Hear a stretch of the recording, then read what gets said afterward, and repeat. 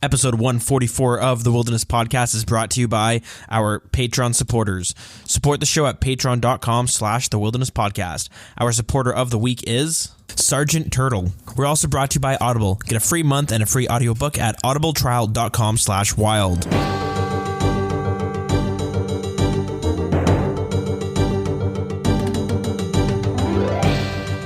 Welcome to episode 144 of the Wilderness Podcast. I am your host, Dilz, and with me is Mr. Magpie.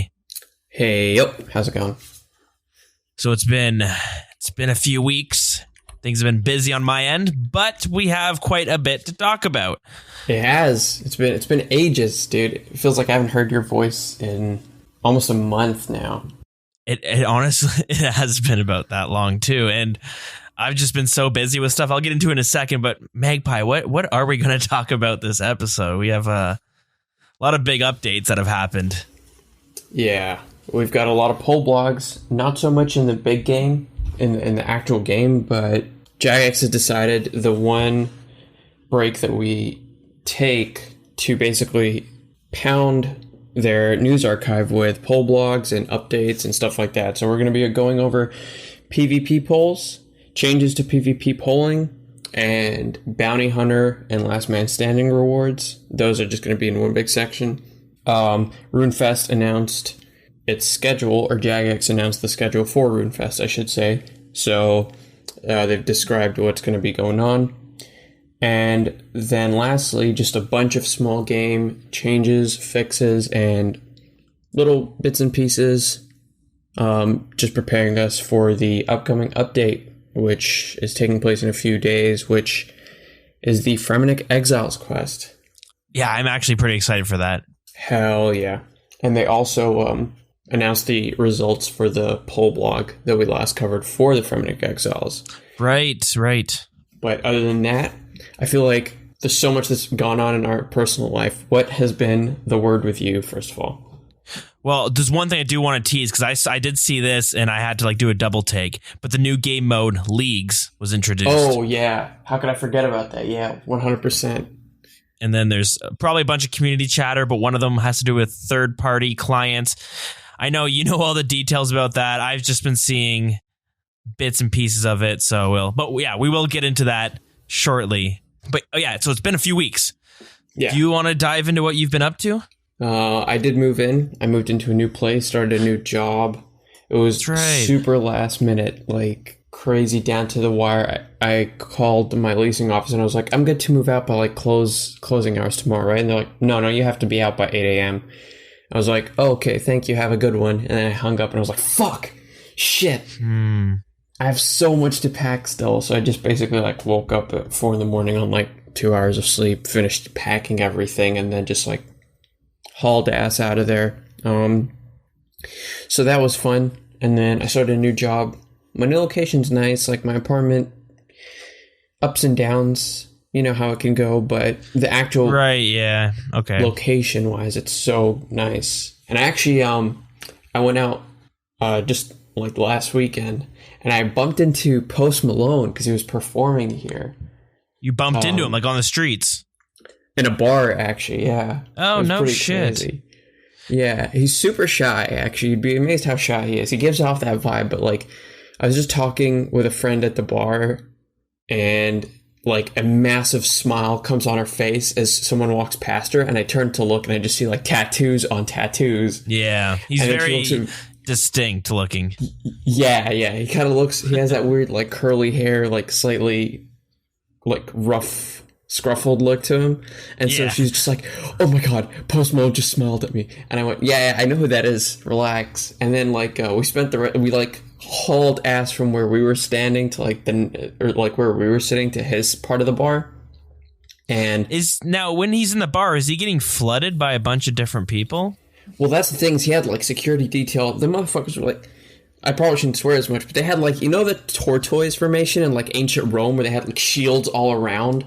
Moving and that's exactly how it was. So he was flanked by 2 security guards, one in front of him, one behind him. But then his opening act was there as well, and he was he was having the time of his life. He was walking around chilling. There was a bunch of fans trying to get Post's attention, but then they settled for That dude. I actually like listened to the guy's music, Tyler Yahweh or whatever his name is.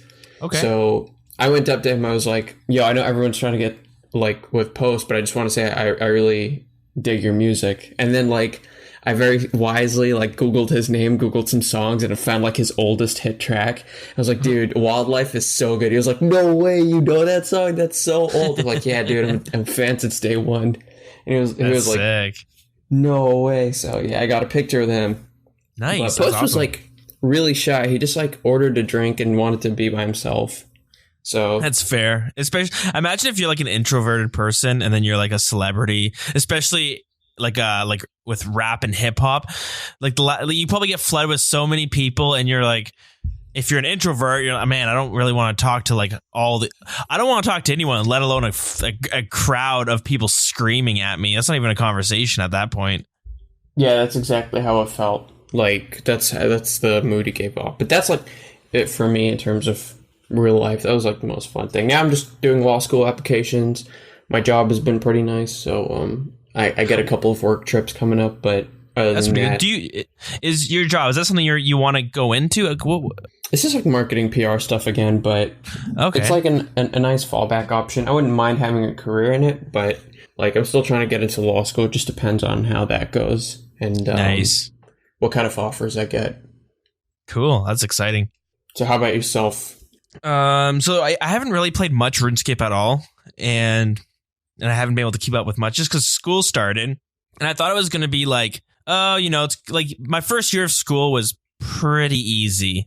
I had like a 90 average. That's not even me going hard. Like a lot of the stuff was like, hey, if you complete this assignment, you're going to get like 100% just for completing it. It'd be like, I don't know, do a 30-second commercial, record it, have music and have some sound effects. Even if it sounds like shit and the music is like way too loud, you'll still get 100% if you hit all those 3 spots. So it was like really easy. And I thought the second year would be kind of similar, like pretty chill. And it is for like work wise, but I've kind of realized I got to get my ass in gear. And like, if I seriously, cause I want to work in podcasting, right? So yeah, and that's kind of like a hard career to get into. And if I want to get into it, I really have to like go hard. Like this is my year to kind of set the path up for when school's finished. It'll be the year for Dilz. That's what it seems like. So like the first bit was I have co-op coming up, or like a placement program, which is what happens is next semester. So in January, you have to have a co-op in place where you spend 3 hours once a week. It's like every Thursday you're spending with some company or whatever and helping them and shadowing them and learning from them. And you got to do that for like 10 weeks. So it's like you have to get like 35 hours worth. That being said, if you can get a co-op earlier, and if you can get a co-op that, you know, you're going to be working like maybe full time, they're like, you know what, you can do that. And we'll find a way so you can still graduate and pass all your classes while still working like full time at like a co-op internship kind of thing. That's pretty cool. That's a sick system, actually. Yeah, they're the instructors are really cool like that. So I started building like almost like a demo reel. Like I got a SoundCloud account, and then it has all my your mixtape. Yeah, my mixtape basically. And then it was like, okay, start sending out and harassing all these, not harassing, but you know what I mean? Really annoy these people with emails so that they respond to you and know that you want to do an internship with them. Yeah. So there's a few in Toronto, which is only a couple hours from me. It's actually an hour and a half or so. And there's a few there, like the CBC is a good one. And then there's a few other podcast networks that do some really good shows. So I was sending out my stuff there, and I had one guy who was like, if you want to chat, we can talk about it. And we can, because they're like a newer podcast network, and they're not really doing like the co-ops, but they're like kind of interested. So we did a phone call, which was actually more like an interview, and I didn't realize it because when I called him, there's like 5 other people on the line. Oh wow, yeah. And like we talked, and sucks. It was like, for me, it was exciting because I was like, oh man, this is much more serious than I thought. And then they seemed to like my answers with a bunch of stuff, and they just wanted to hear my work. So then that's when I was like, oh crap, I got to get this mixtape together. And then I sent it to them. Now I got to wait for them to listen to it and get back to me. But I've been talking to my instructors, and they're like, hey, if you have to leave Ontario and move somewhere else to do your internship, like, go and do it. We'll find a way to make you graduate. Because one of my instructors, she did the same thing, but went to David Letterman when she was in school. Oh, that's cool. Yeah, and she said like the only reason she has the career she has now, and she's done like a bunch of stuff in TV, stuff on radio. She's done a bunch of like just a shit ton of things. The only reason she was able to do all of that was because she had an instructor who was like, we don't normally do this, but since you got to David Letterman, move to New York or whatever it is, or wherever he does the show, and we'll just figure out a way to get you to graduate. But that's way more important to do. Yeah. So because of that, she's doing the same thing with us. So I was like, oh shit. So then I've been sending it out to like Gimlet Media, which is I listen to a bunch of their shows. They're in Brooklyn, and there's a few that are in California, actually, in San Diego, that I've been trying to get in touch with. I don't know if I'd actually move there. That's a big. Oh, nice. It's a major step. But anyways, that's why I've been so busy, because I'm like, shit, I have to really send things out, get things ready. And yeah, things have slowed down, though. I got everything in shape. The biggest thing was getting the SoundCloud all nice and sounding nice with a bunch of decent stuff. And then now that that's finished, I just have to send the odd email here and there and wait for someone to get back to me, which is why I'm more free to sit down. That's why it's been so long. 'Cause I'm like, shit, I really got to focus on all this stuff. Nah, hell yeah, dude. I'm glad things are looking up. So far so good. I hope that interview turns out well, though, and I'm sure you'll let me know how it goes. Yeah, it should be exciting. Yeah, maybe next episode we come back and you're like, sorry, it's been so long. It's been another 2 months delay, but I'm in San Diego now. I'm working with Jimmy Kimmel. Oh man, imagine. Yeah, well, that would be pretty sick if you could turn this into. Did you mention like you host a podcast on a video game? Yeah, like I'll drop it. I'll be like, hey, I got some experience because I've been doing the show for a while now. And like when I was talking to one of the guys, they're like, it's great that I'm doing a podcast, but like if they also want to hear, they don't want to hear just the podcast. They want to hear like how diversified are my skills, I suppose. Yeah. So you're going to go into like ASMR next and audio dramas and stuff? Oh, how did you know? We're going to add a new segment onto the podcast where it's ASMR RuneScape. Perfect. I have a friend who every time we're on Discord, he just comes in and goes, just does like really weird noises and stuff. God damn. They have an ASMR RuneScape video. Some girl, it's your interest is peaked now. It's weird because it's like it's got a shit ton of views, obviously, but it's like it's barely RuneScape related, but it's called Oldschool RuneScape ASMR. I don't know, it's weird. Oh, is it the one by GB? Whatever her name is. There's one that I remember I was talking to my buddy when he first started doing it, and it was like a Tutorial Island roleplay kind of thing. This is so off topic already. Yeah, GB, and it's just like, it's like girl just talking, and she's not even playing RuneScape. Yeah, it's like her role playing is like the Tutorial Island instructor. God damn. Yeah, that's how I spend my weekends. I just sit there and watch ASMR videos on call with like 5 dudes. Sounds interesting. I'll try anything twice, so count me in next time. Other than that, have you done anything in game? No, like not really at all. I haven't even streamed or anything because it's been crazy busy. And when I am on, I'm basically smithing and kind of doing work on the side. That's the beauty of the game, though. Is like you can go from no-lifing it and like doing a lot of focus intensive stuff, and then if you don't have that kind of time, you can always come back to it and just like AFK some stuff and build your account that way. Yeah, because it's like sometimes if you only have like a couple hours, like let's say like an hour or two to play, for some reason I feel like bossing feels like kind of a waste when you only have 2 hours of unwinding in general. I might want to watch some TV too. So bossing you out of, for some reason, if I just feel like I'm not getting that much out of it. But if I AFK something and then maybe, I don't know, catch up on my YouTube videos on the side. Yeah. I don't know. Like your ASMR old school. Yeah. Old place. Yeah, exactly. Perfect. But you know what? I'm really looking forward to the new quest that's coming on Thursday because I don't know. I've like fallen in love with quests. Yeah. It's gonna be fun. Hopefully, it does the Fremnick story, the storyline justice. Like, hopefully, it builds on that. Mm-hmm. That's that's one thing that I've really got hooked on, are like the storylines and stuff. It's from doing the that hardcore Iron Man I was doing, reading all the dialogue and stuff. It's like, I don't know, it got me so much more involved in the game, I guess. Yeah. You just reminded me, like, your smithing grind. I just forgot to take note. Because like, when you mentioned that, correct me if I'm wrong, but you were sick at one point, and then we had to delay recording by a bit. Yeah, that was last week. Oh, man, that was shitty. Yeah. I started taking, like, notes, so I just remember what I've done since the last time. So you just reminded me. Smithing grind. All right, yeah. Yeah, we were supposed to record last week, but I got some sort of bug.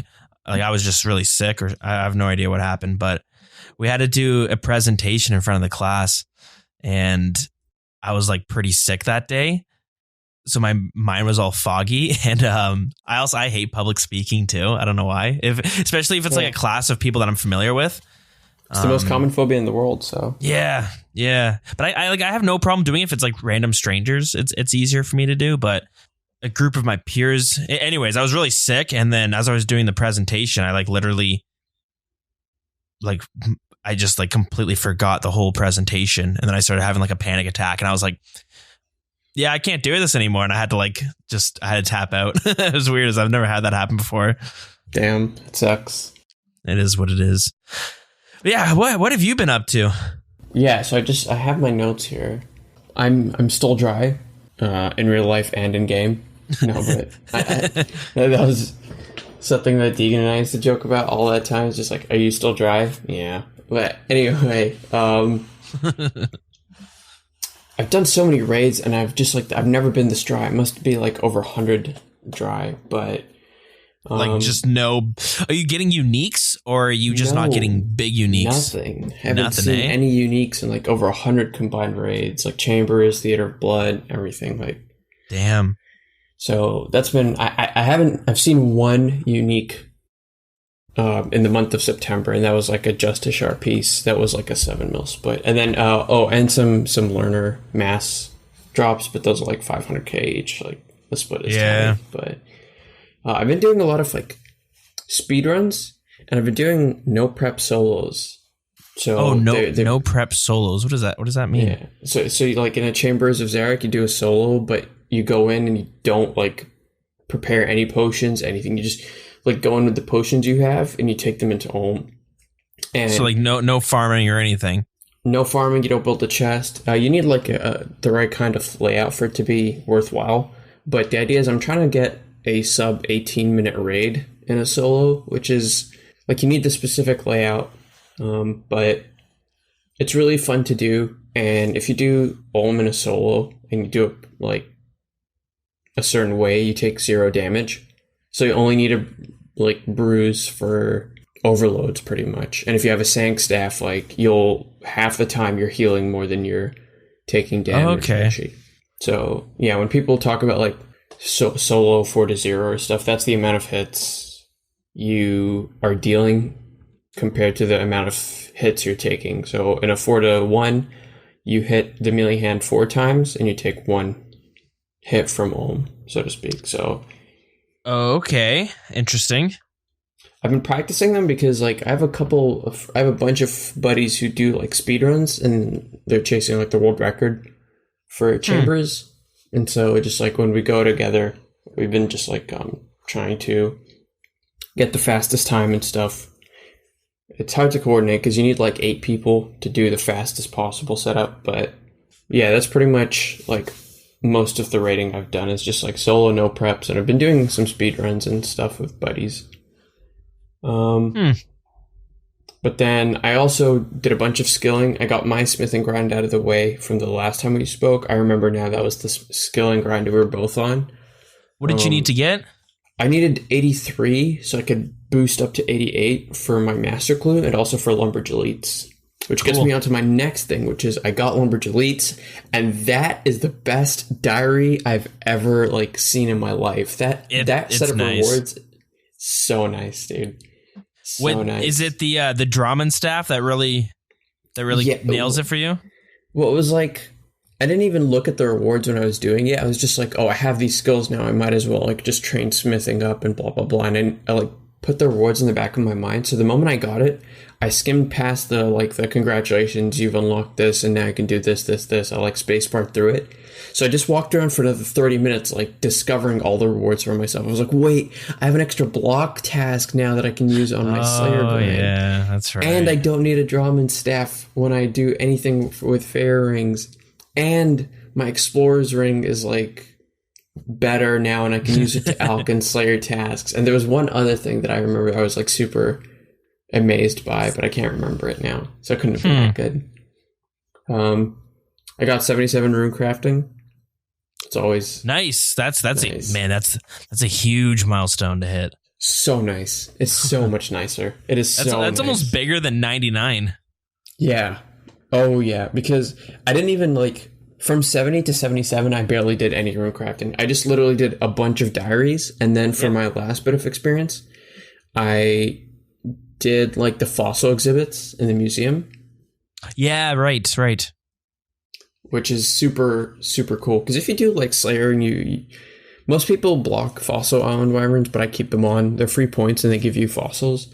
And then just doing things like volcanic mine, or if people train with ammonite crabs on Fossil Island, or if they do herbivore, you'll get a lot of fossils that you can use to get museum exhibits in Varrock. And every time you finish an exhibit, you get the lamp for XP.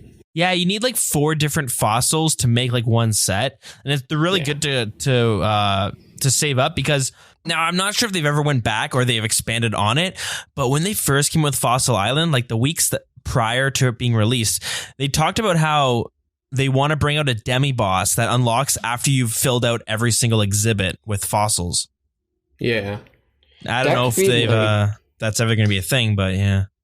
I don't know if it should be that when you fill it up, it might be I think what would work is if it was something similar to Hespori, so you can go back to it every time you have enough fossils, and it's a time gated thing. So it's okay, now I have, or Scotizo is a better example, where you you get the 3 totems.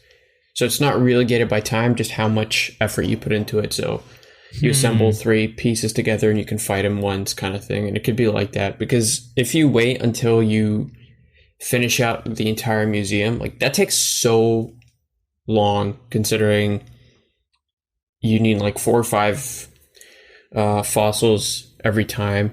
It sucks to clean them as well, because you have to clean each one that you find before you can assemble things in the museum. And then when you clean it, maybe you need a small skull, and it turns out to be small ribs or something. You're damn it.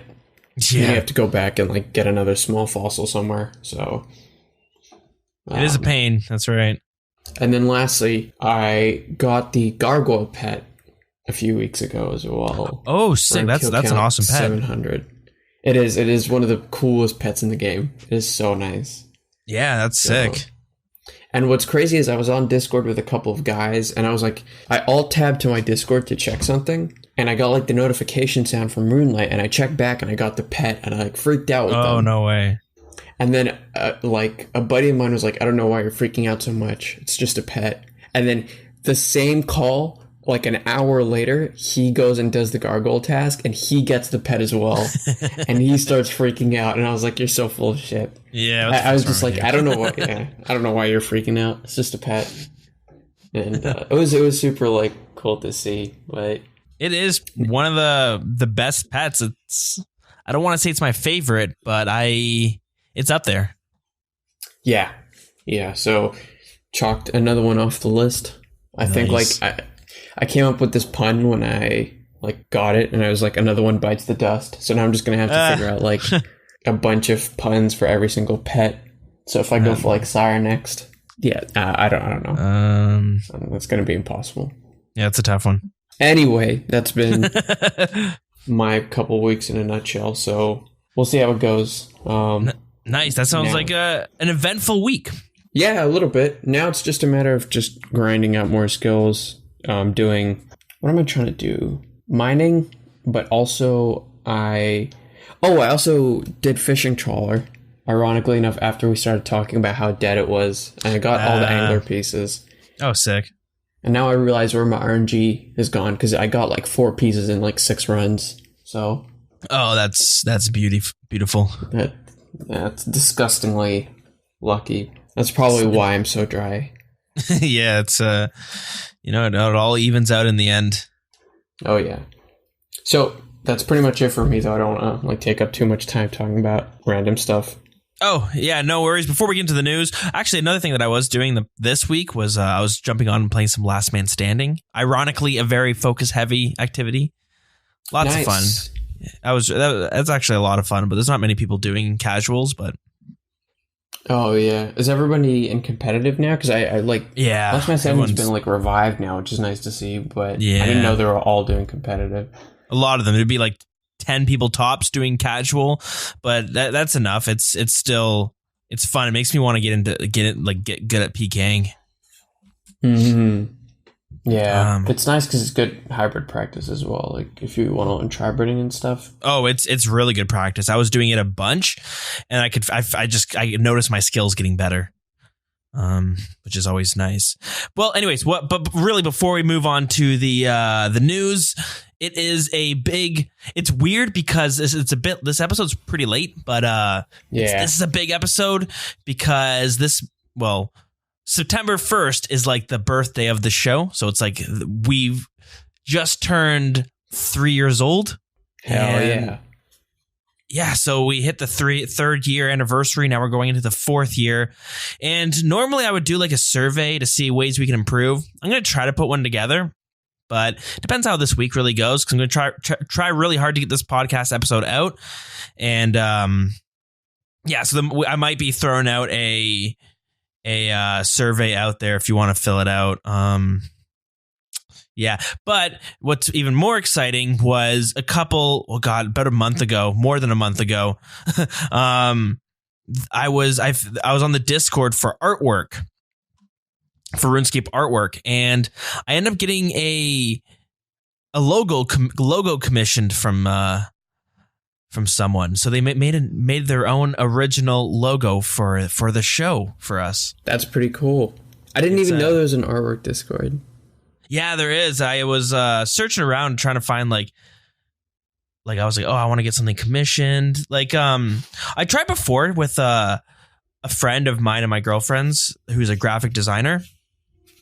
I try to get them to do it, but the only difference is she doesn't play video games, let alone RuneScape, and it was really hard to get that old school RuneScape vibe from it when they don't really. It's as a graphic designer or anyone who does commission work or freelance work, the worst, you don't want someone to be like, can you make the design look more old school RuneScape-y? What the hell does that even mean? Yeah, we're trying to capture that classic style. Yeah, that's right. You gotta show me this thing though. Yeah, it looks really cool, and I've been wanting to. I was waiting till 144 to kind of throw it in there, but it's that's really oddly specific. What's that? 144 is in 3 minutes from now. Wait, no, I'm tripping. It's 7:44 where you are. No, I mean episode 144. I meant I wanted to wait till this episode, which would be the 3rd year anniversary episode, to actually throw the new logo up. But it was done by Fenric, FENNRIC on Twitter. I mean, if you ever want some work done, they do some really good stuff. Nice. Nice plug for them. So there's 2 of them. I'll cut this part out, but you can take a look if you want. Here's one of them. That's so sick. That's so cool. Yeah, it was pretty. Yeah, I was pretty. I was impressed. That's pretty disgustingly sick, actually. Yeah, I was like, oh shit, and man, the guy charged. What did he ask? It was like he wanted like $5-10. Really? That's nothing. That's amazing. Yeah, I was like, that's so cheap. So I gave him like a big tip. Like I gave him like a $20 tip, and he was like, "Wow, that's a huge tip." And I was like, "Dude, you could sell this for like way more." Yeah, $10. Yeah, so I'm gonna be throwing that up there, and after this episode's out there, so you can take a look, and it's pretty neat. But yeah, that's basically. I'm sure there's probably so much more missing, but screw it. Let's get into that news.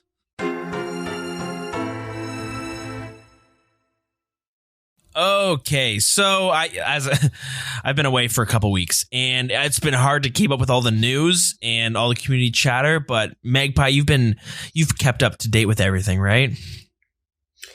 I've been trying to keep as up to date as possible. Yeah, better than I have at least. So, if you want to lead this one, yeah. Well, we got to go with the big one to start. So, Oldschool RuneScape Leagues, big leagues.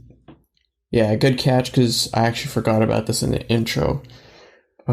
Basically, it is a new game mode, so I will let Jagex do the introduction for us. What if you could be the first player to get a fire cape, or defeat the Barrows Brothers, or max your account? Leagues is a brand new game mode that's your opportunity to start from scratch in a race to be the first to complete major old school achievements. But there's a twist. Each limited timed league has its own rule set designed to test your skill, your determination, and your old school knowledge.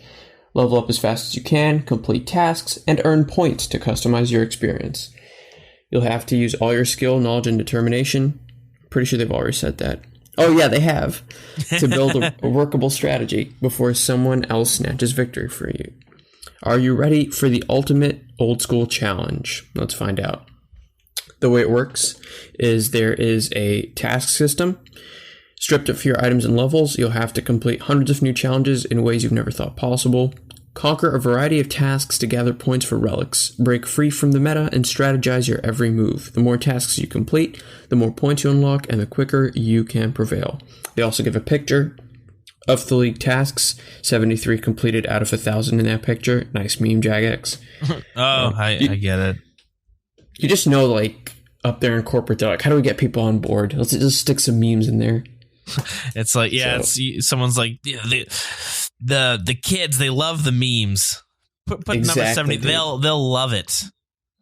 Yeah. There's actually another meme stuck in here, because for some reason they're like different letters. I don't know task. What that. Yeah, I don't get what that means. But the whole like Jagex customer support meme. The which? So somebody complained to Jagex support that they lost their account. And I don't know if like some intern was just like typing like, hey, XYZ, because they always say like, hey, XYZ, sorry this happened to you. Please feel free to reach out via email, blah, blah, blah. But someone like accidentally pressed send or something. And it was just 2 letters, HE, and just heh. Okay. And that was their like official reply to someone whose account has been hacked. I've done that. I'm sending an email and accidentally send it early. And I was like, shit. So for some reason, there's like an HE meme in there in the league tasks as well. So nice memes, Jagex. That's fair. Good job, though, kids. There's also a relic system. The path to victory has twists and turns like never before. From the very beginning, you'll forge your journey and set yourself apart from your opponents in order to complete as many tasks as possible and unlock relics, each more powerful than the last. Choose between buffs, such as double resources or automatically bankable resources that last for the rest of the league. But be careful, once a relic is chosen, there is no turning back. Choose wisely, think quickly, and trust completely. So you complete a task and then you can choose a buff? So what I think it is if you get like a certain number of tasks complete, you unlock a relic, and it's like a one-time buff that you choose, and then it lasts for the rest of the league. So every time you fish something, it'll automatically bank everything for you, or every time you fish, it gives you automatically double the fish. So cool. Okay. we'll be able to like discuss the league and task system in depth. There's only one more thing, which is rewards. Valiant efforts in leagues should be rewarded with more than just a place on the high score page. That's never stopped somebody from shitting themselves, but fair enough.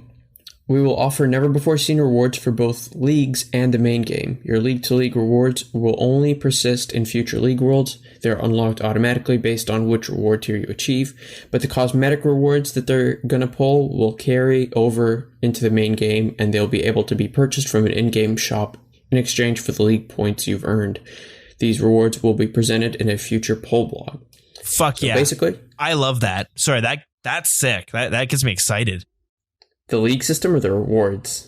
Mainly the way the rewards work. 'Cause the league system, it sounds interesting and cool, but I'm like, okay, if it's just whatever. But then it's like, no, you get your points and you can purchase cosmetics for your main account. I'm like, fuck yeah, that sounds fun. I might actually do the league system then. It sounds cool. So we can go over this like holistically now because we broke it down section by section like the poll blog. But basically it's just like almost like a Game Pass that we've seen with things like Fortnite, games like those, where it's just like each season has its own meta, I guess. Something like yes, that's right. Yeah. I've seen a lot of people compare this to Path of Exiles or even like Diablo. Yeah, that's the other big one. And actually, the thing is, Jagex actually just did an FAQ, like a quick Q&A on Reddit about this, where they addressed a lot of information that they didn't mention here.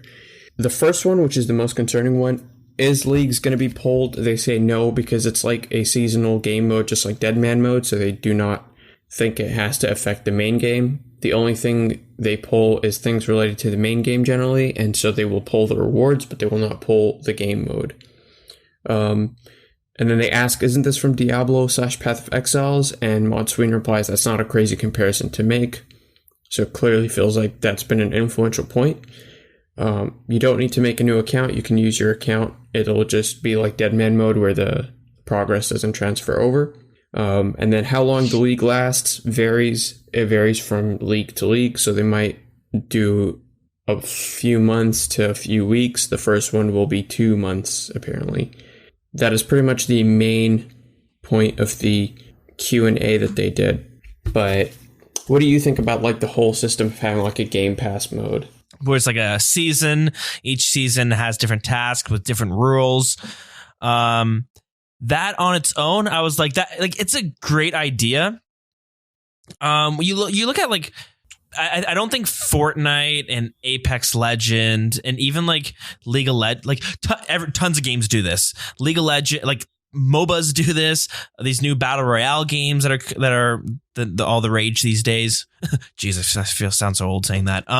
Yeah, and like the JRPG, no, not JRPGs, ARPGs like Diablo 3 and Path of Exiles. They're all doing this because when you get a game that's very grindy, it's a lot of people the average person hits a wall and they get kind of bored, like my account's pretty high. I have 2,100 something total level. Most of my skills are above 80. Yeah.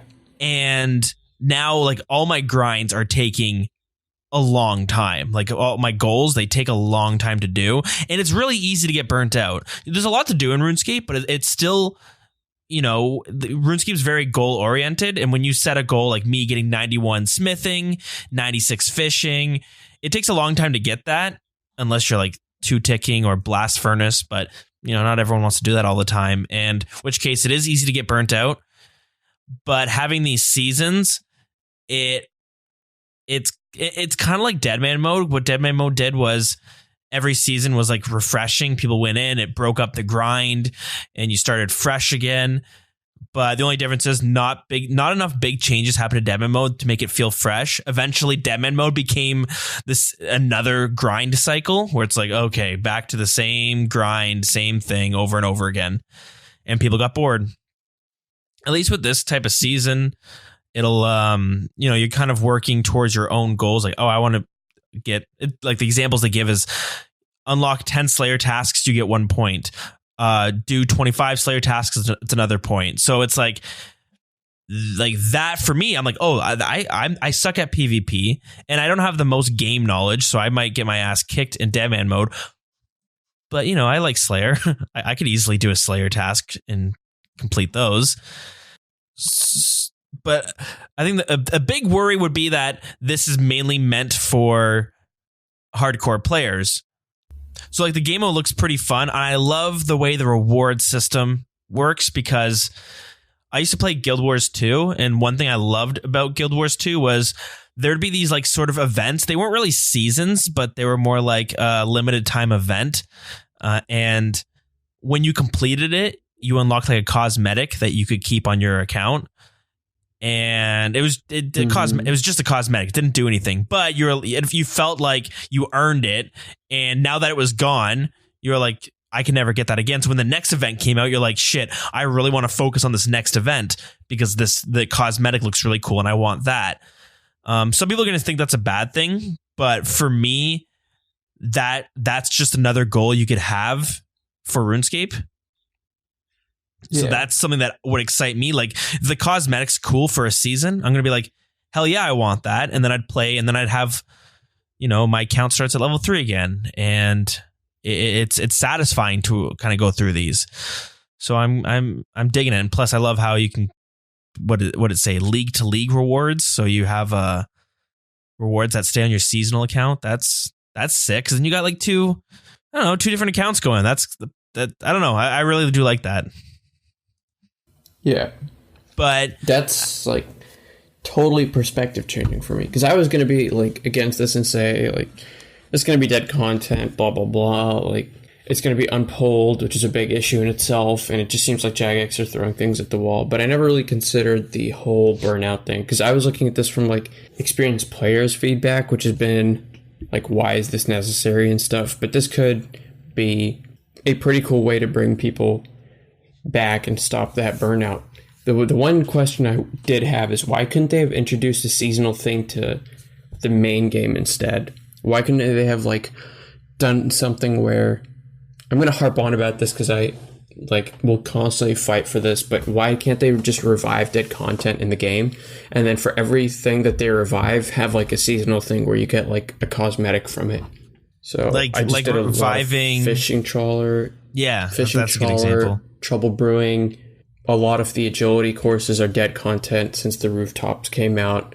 Things like that. You have a lot of mini games that are not touched, unless you're like a really niche Iron Man, or you like, I'm thinking of temple trekking, stuff like that, where it's like, imagine they did this thing where it's like a seasonal thing that you get league points for. Imagine it was like a Game Pass system or whatever, but the points carry over from season to season, even though the meta changes from season to season. So one season, it's like you get double points from doing Trouble Brewing because they just did a big overhaul and they're like, hey, to celebrate the new Trouble Brewing update, why don't we just like make double points for this thing? And then they all unlock cosmetics from the same reward store.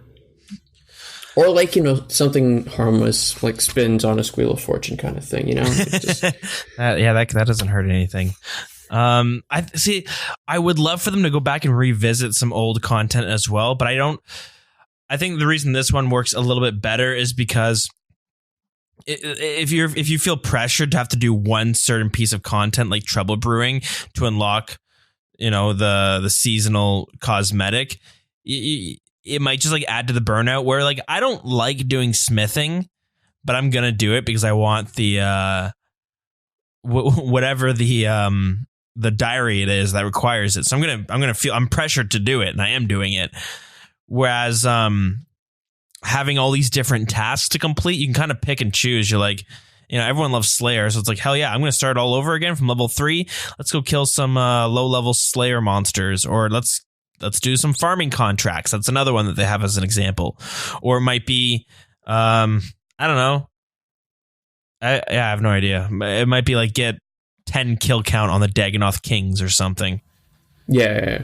So you can kind of pick and choose yourself what you want to get. And I don't want to say it's lazy doing it this way, but it's kind of an easy way to prevent someone from getting burnt out, because as your account gets higher, you're going to start like me, like my account's higher. I can do more stuff, but I feel obligated to do these long grinds, and getting to like 91 smithing, it can take a long time. That's a bad example, but like fishing, getting 96 fishing takes like a long time, but I kind of want to do it anyways. But knowing that I could start this account that I have here, that's a high level, it's 124.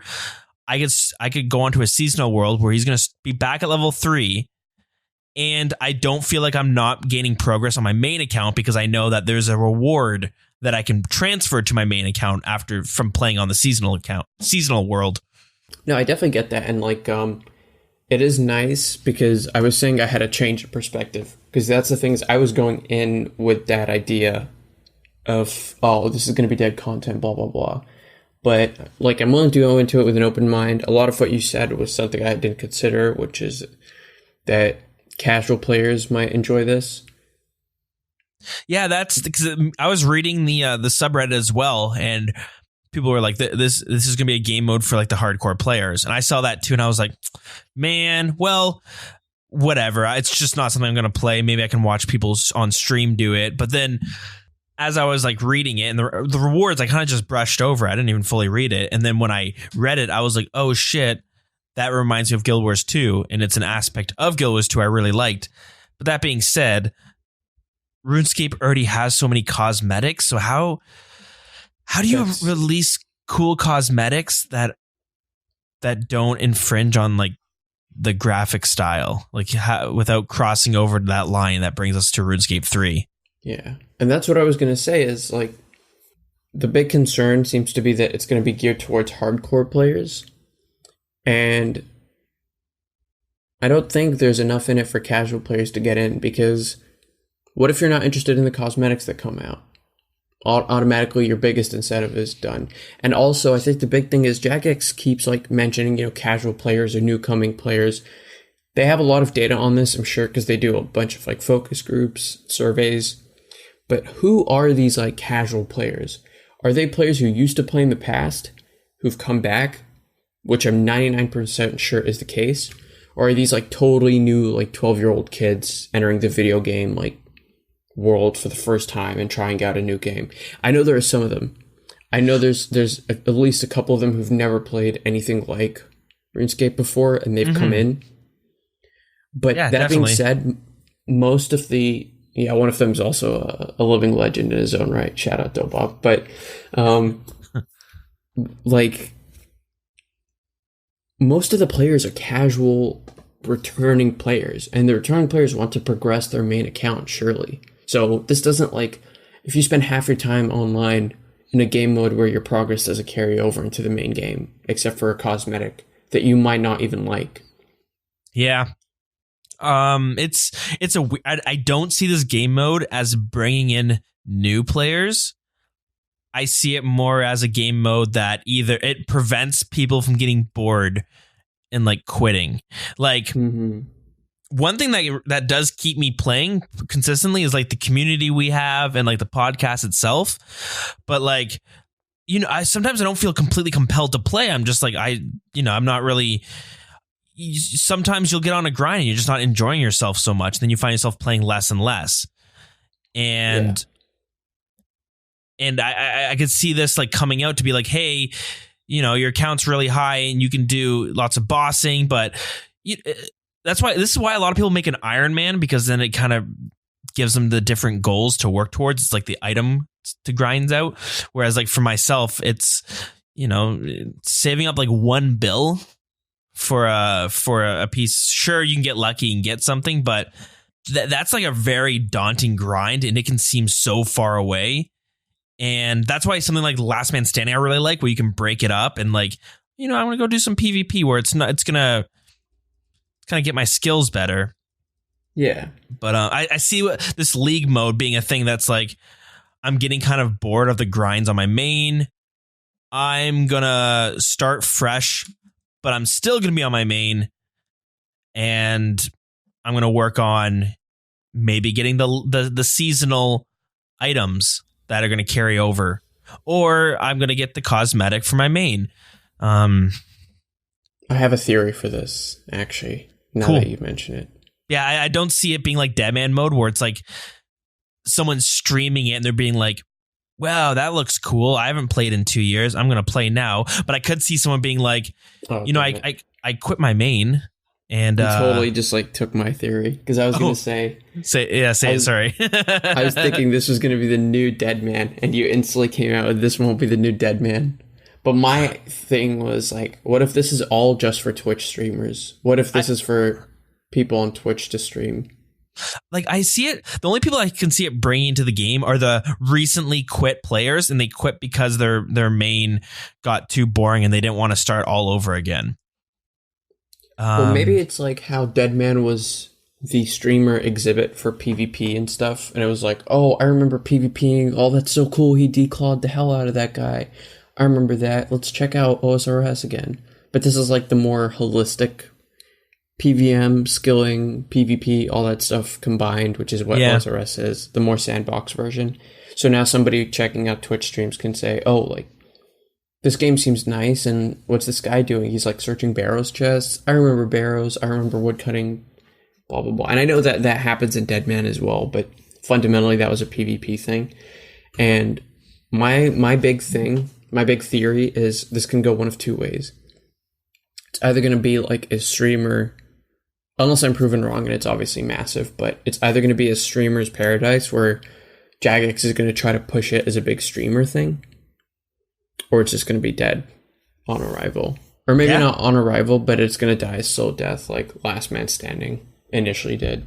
Yeah, and I think it really boils down to how cool are the cosmetics that I'm willing to spend my 2 hours after school grinding out my account on the league mode. I try to get into Deadman mode every season, and I'd play it for like a week, and then I'd like realize, oh, you know what? I just can't keep up, and then I would just quit.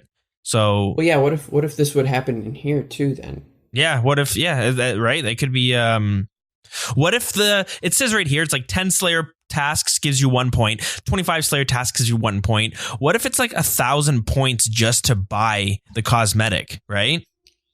Oh, I don't think it'll be that extreme. Hopefully, surely no, but a couple hundred where it's like, where I'm like, I look at it, I'm like, yeah, 10 Slayer tasks, I can do that. But what if it's like, hey, if you want to get this, you're going to need to play a lot. Like, you're not going to be able to just you're going to have to do like 500 Slayer tasks, or you're going to have to do like a bunch of bossing. You're going to need to get level 99, in which case I'm going to be like, well, there's no point in me even trying to grind out the cosmetics. I'm not going to be able to do it. I've had this idea in the back of my mind. It's like a very nihilistic idea for RuneScape, not just old school, but RS3 and going back to before they split. I think Jagex, in making RS3, everyone knows they tried to make it more like your average MMO because the grind was just too big for the casual player base. And in doing that, they lost the niche player base that was basically not only keeping them up, but that was like the liveliest part of the community. And only when they brought back OSRS did they realize, like, we just need to keep this player base happy, and we'll have a set number of steadily growing players. And that's what they've been doing. But I think since the mobile release and stuff, they've been focusing so much on growth, the new player experience, poll blogs, and things like making agility free to play and stuff, where it's clearly now they've shifted focus back into new players. And they're having the same discussions, I think, internally of like, the grinds are too big for your casual player. We need to find a solution. And Deadman used to be a fine solution, but now, because Deadman was so broken for so long, they're hoping leagues can be that casual hook for your average player instead of like your dedicated RuneScape no-lifer ranked T-smithing. I'm fighting back the urge to make another pants joke, but I think you might be right there, because with mobile releasing, we saw it was consistently over 100,000 players. Since then, it's almost dropped back down to normal, like how it was before mobile was released. Like, I'm looking at it now, 73,000 players on. Nice meme. Yeah.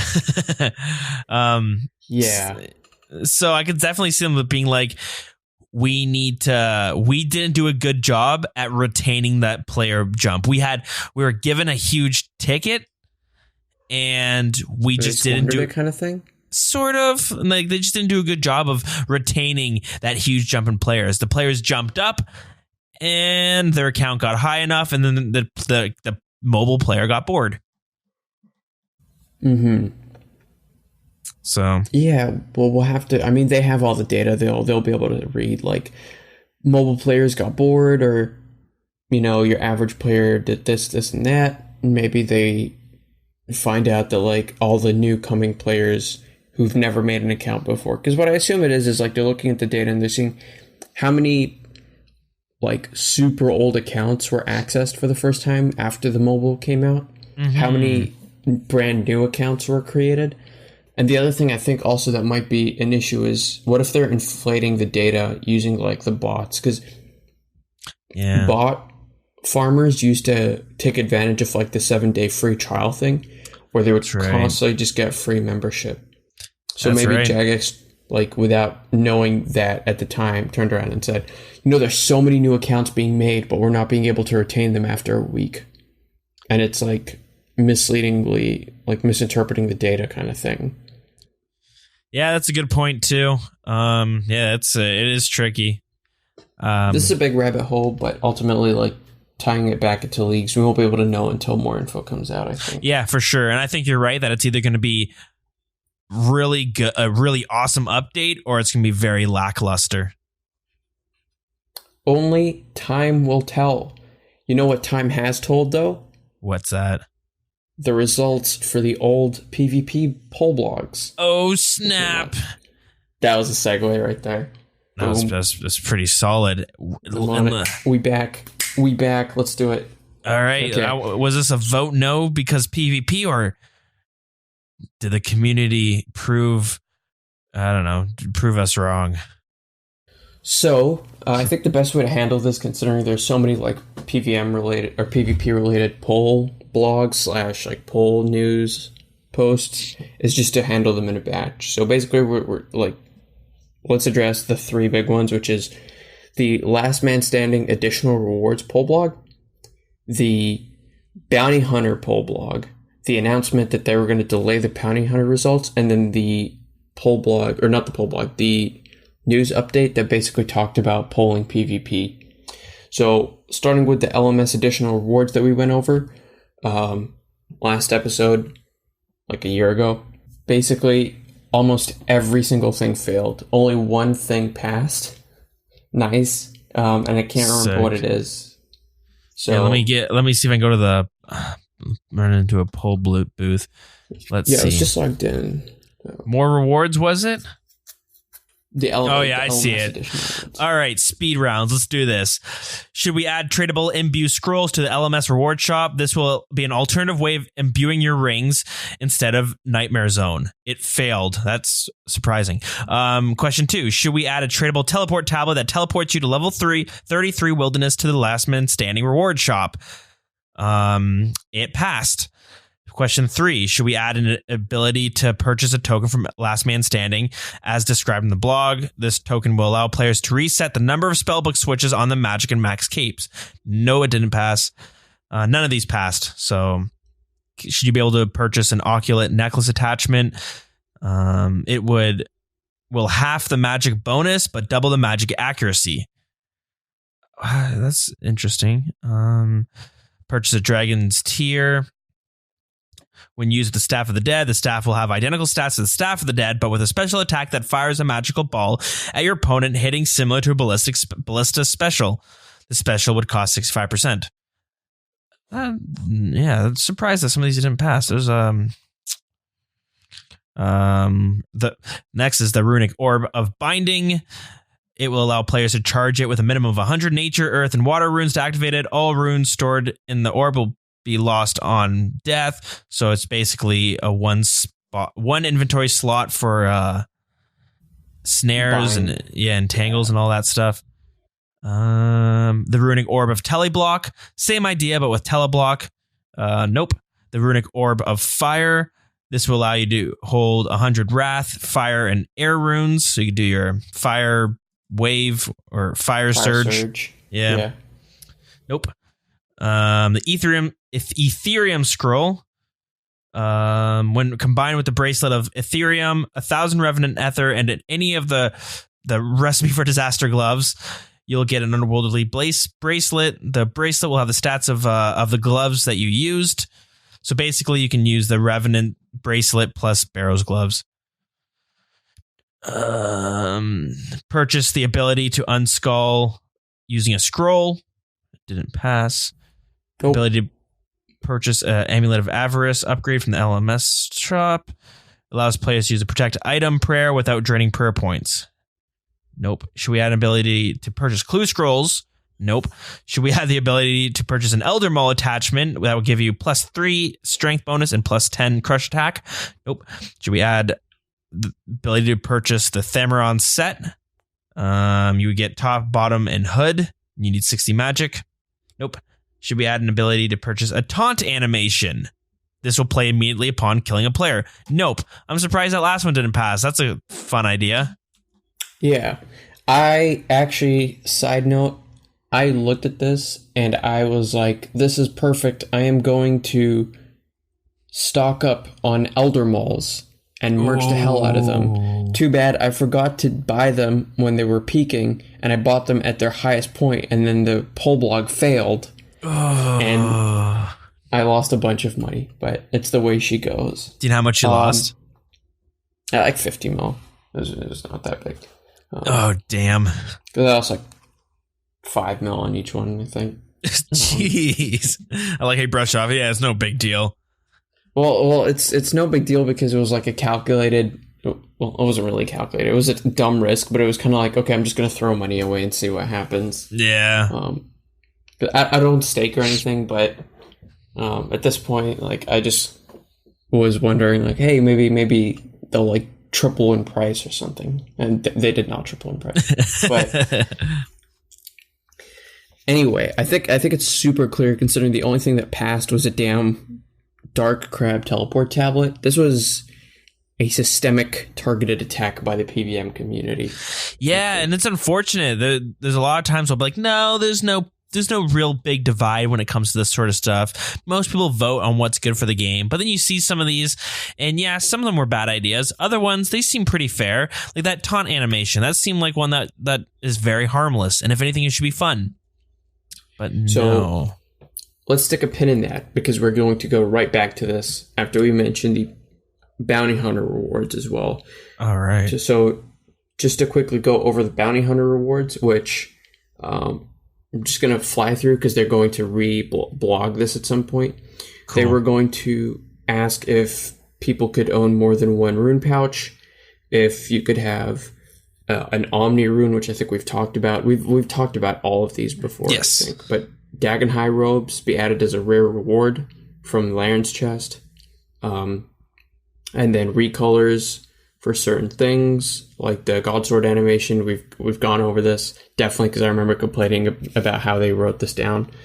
All those stuff, Ancient Warriors weapons, so Stadius Warhammer, Vesta's Spear, Vesta's Longsword. They announced a delay on bringing this poll out in the main game because they wanted to retweak the Warriors weapons. Initially, they wanted to bring them just like they did in RS2, and then they realized it's a different game, the game's in a different place, and they want to address some concerns regarding how they fit into the current game balance. Also the big question of like what should happen when these items are PK'd from someone else. Do they just drop as coins? If so, how much? And it might make them easily like abused. Let's say you have 1% left on your Vestas, you ask a buddy to PK you and you get like the money back. Yeah. So they also wanted to look at the Dagon High robes and see if they should reduce the stats and make them a little bit weaker and have them for a lower defense level. And then for the Corrupt Dragon weapons, they still want to look at balancing, and some people suggested it was too strong. So they announced that they will delay the bounty hunter polls until further notice. Okay. And this brings us to the PvP updates news announcement, which is which starts by saying this: There's quite a lot of talk about PvP and polling, and it hasn't gone unheard. Maybe that's because Jagex has been polling PvP nonstop, but that's good. That's like the old politician tactic of creating a lot of drama by accusing someone of something in the news, and then complaining that the news is focusing on other stuff. Yeah. But anyway, the reason why I wanted to rush through that is so your idea about the PvM community influencing the votes is still fresh, because they mentioned that for a long time the PvP community has been troubled about the performance of PvP content in polls, particularly about spite voting by PvMers. And they mentioned how only one reward passed from the LMS poll blog, and it wasn't even aimed at PvPers. Yeah. And they think that because of the mass differences in the levels of support from the poll, it might not be a matter of spite voting, because some of them failed by 46% approval. Some of them failed with 61% approval, so maybe it wasn't just a matter of spite voting. I don't think that's a good enough answer by Jagex. I think spite voting is clearly still a factor. Just because some people aren't spite voting doesn't mean it's not affecting the votes, I think. But yeah, there's enough people spite voting that it's still a solid 10% or so, let's say. Or 5-10%. Enough that some shit aren't passing, but also not enough people are spite voting that, yeah, as they mentioned, some get 60% and some are getting 74%. They're very close. This is going to come off as really anecdotal, but every single person I talked to about this poll in advance of this episode said they voted no on everything just because it was PvP. Yeah. Especially because I was trying to get people to vote yes on the Elder Mall, but they're sorry, we already voted no for everything. You just got screwed right there.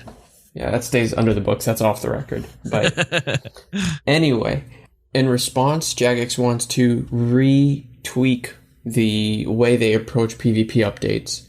And so they've decided to form, or they've started to look into forming a PvP council, which is basically, I don't know why they use this medieval language. We've worked with cabals of expert players and delivered various changes based on their recommendations. We could consider convening PvP councils to do something similar. This is all so Game of Thrones, don't you think? Yeah. Basically, they're just going to bring a bunch of sweaty PvP nerds into one room and ask them what's going to happen, and then halfway through they're going to cut it short because the room smells too much. But yeah, okay, we got to switch rooms. It's the windowless room that they put them in. Yeah. Okay. Let's make a note, Karen. Please, next time we're going to go for the most. Let's stack up on the deodorant. Thanks. Let's keep them outside. Anyway, so they have decided, or they've realized that an official PvP council would require a more thorough selection process with many questions to answer. Is this group of players going to just suggest content, or they're going to decide what should be polled? Do their decisions get to bypass the polling system? Who selects members of the council and how? How do we ensure that every type of PvPer is fairly represented? How should the council be moderated to ensure the game's best interests are at heart rather than personal ones? And should the council be a permanent feature? So they've also mentioned this will be a large project to organize and manage. So they need to be confident that a council will achieve what the community wants to actually make it worth pursuing. So they've started to reach out to industry peers with experience in player councils to share information about how something like this might be structured, which is actually a cool idea. If you get Jagex calling Blizzard and being yo, we've got this problem with sweaty nerds. How do you guys handle them? And Blizzard just goes, honestly, we just ignore that group. Do whatever the fuck we want. And they just keep paying for it. Yeah, exactly. Jagex is damn it, that's our entire strategy out the window then. Next poll blog announcement, we are eliminating polling from the game. Yeah. Honestly, this sounds like something that they're going to discuss in one poll blog and then resign to the ether from from past experiences with Jagex and things like this. But I do know that they do a lot of stuff where they bring in experienced players. They ask a lot of high-level members in the community for their opinions on stuff. They did it a lot with Theater of Blood, where they brought people in to play test. There's a video by a YouTuber. I'm not big into the YouTube Twitch community, but he's pretty well known, so people are going to be angry at me if I forget his name. But it basically talks about it has gameplay from Theater of Blood when they were first brought in to test it, and how so much of the feedback they gave made it into the game, where someone said this room is way too easy, you need to, like, for main, double the amount of spiders that spawn in the room, make it happen more frequently.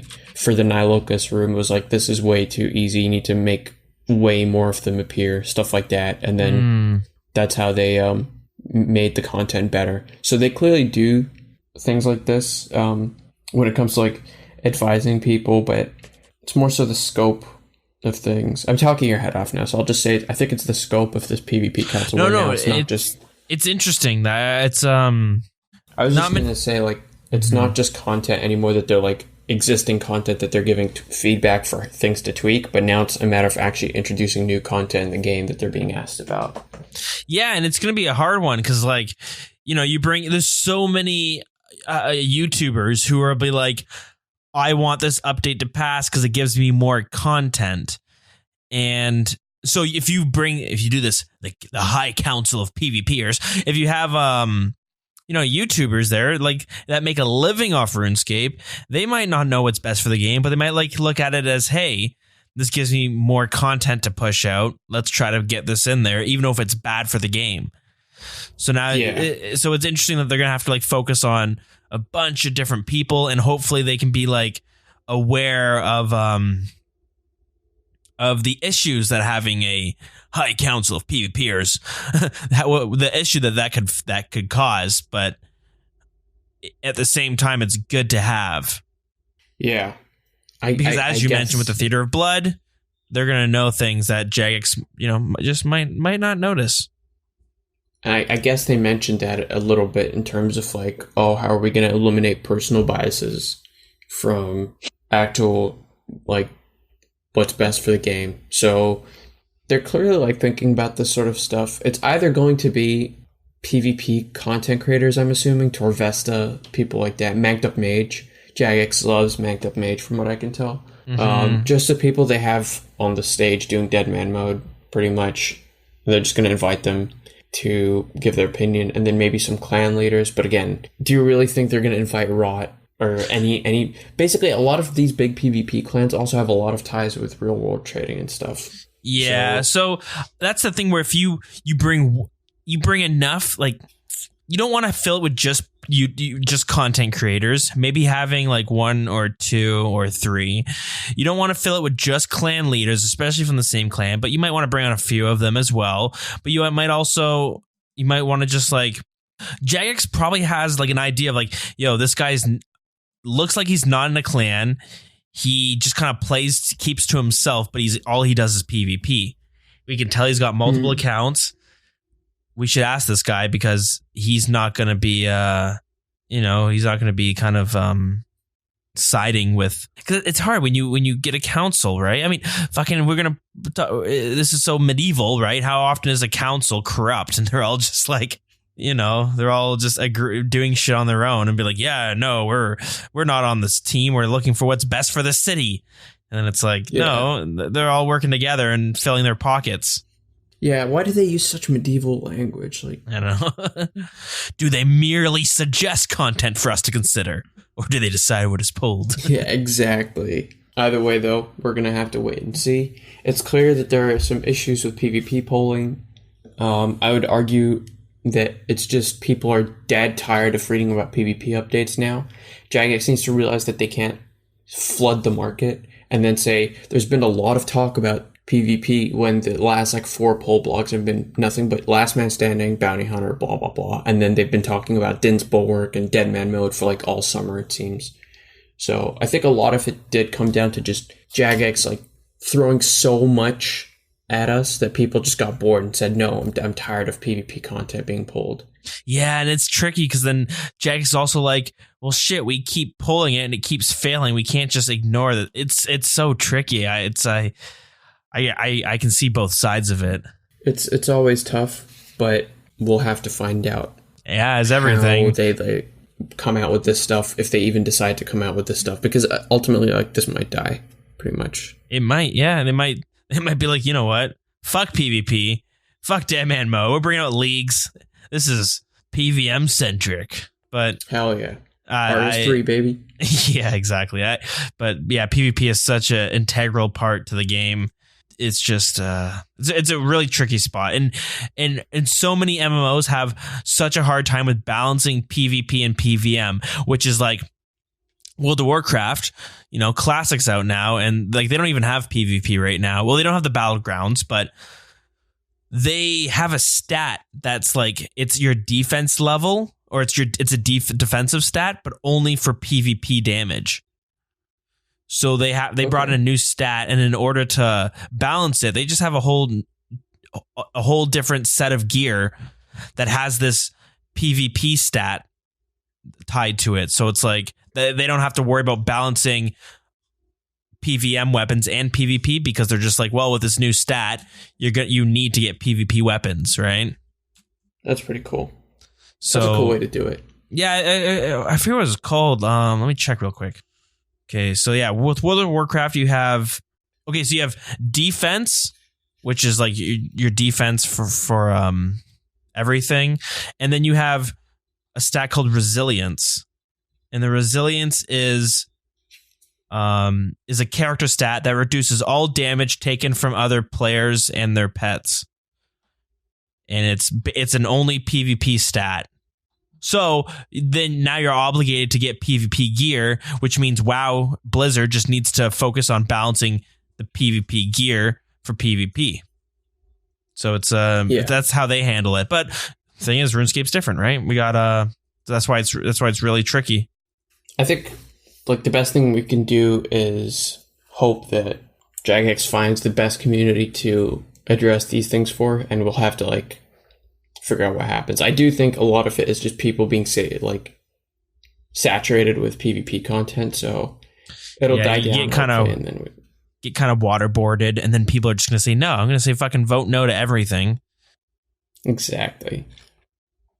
All right, let's move on from PvP updates into RuneFest. Yay! Something that everybody's excited for the most part. Oh, that's coming up real soon. Holy shit, I didn't realize how... Sorry. Damn. Yeah, it is coming 2 weeks from now. So, have you bought your RuneFest ticket? If yes, Wahoo will be... Wahoo! Cannot believe they just typed that out. Okay. But anyway, they announced the schedule. Could you look at the website real quick and tell me if your schedule is glitched like mine? Because right now I just see a really weird... It's all black, right? Black table, yeah. Yeah, you have to highlight it. Someone fucked up. Oh, I see that. Yeah, what the... You have to highlight the it's like all hidden. I don't know what happened there. Anyway, so there's going to be a main stage and a panel stage. The main stage is where all the magic happens. Drop in throughout the day to find the cosplay competition, the RuneScape keynote, the Great Gielinorian Bake Off. Watchers at home can watch all the main stage panels on Twitch, and the full main stage schedule is as follows. First off, at 10:30 BST, time to set sail. Join us as we set sail to shores old and new and take an in-depth look at Fossil Island and the new Land Out of Time. Sick. So obviously Fossil Island from OSRS, Land Out of Time from RS3. The Great Gielinorian Cook-Off. Watchers star bakers compete to produce a 3-course RuneScape meal from scratch in 45 minutes. Doable, not really. Entertaining, definitely. Awesome. That sounds like fun. That sick. Honestly sounds like pretty fun if they have to make like... by the way, side note, there's a guy on Twitch who just live streams himself making all the OSRS food? No. Who is this guy? I can't remember his name, but it's actually really messed up because he's made like worm toad holes or whatever from gnome cuisine, and it's actually just like worms in a pastry. It's disgusting. Oh, what the fuck? Yeah, it's disgusting. Like the guy clearly like, I don't know if he has some kind of like social disorder or something, but he just like, maybe he just does it because it's whatever. I don't know. I don't want to make assumptions, but if you're sitting there making worms and stuff in your kitchen, yeah, like he actually bakes the worms into toad batter or whatever.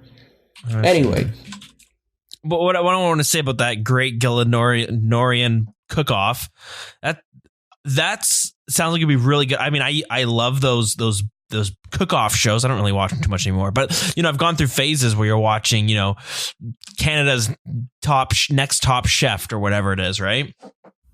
If you go on Netflix, there's a shit ton of different shows like that. And I feel like having that at RuneFest could be like really enjoyable. It's exactly. It's something that could be fun for me to watch, but I could even see like me getting my girlfriend to watch it and enjoy it, as long as it's not too RuneScape heavy. Here's the thing: is I love Gordon Ramsay.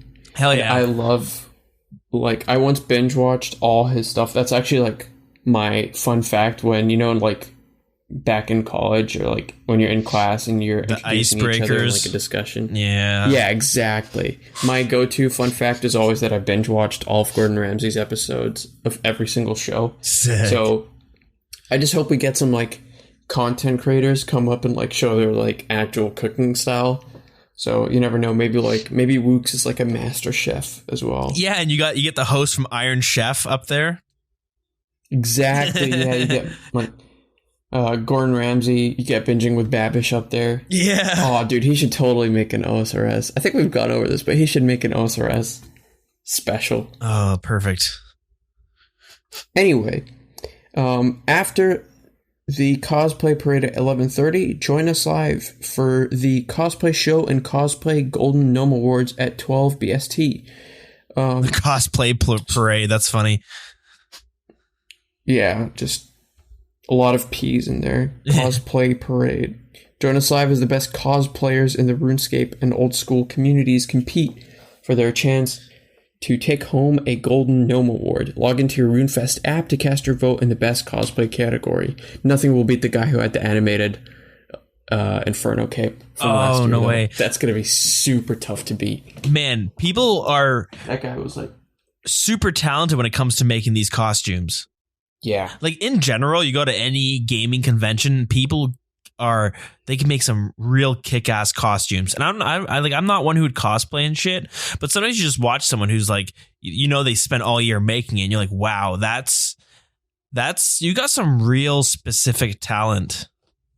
Yeah, you can't knock the hustle. Like cosplay when done right, it's super nice to see like a really engaged cosplayer. Yeah, it's really good. Have you seen the guy who went to a cosplay convention and he dressed up as like not a Varrock guard, a Falador guard?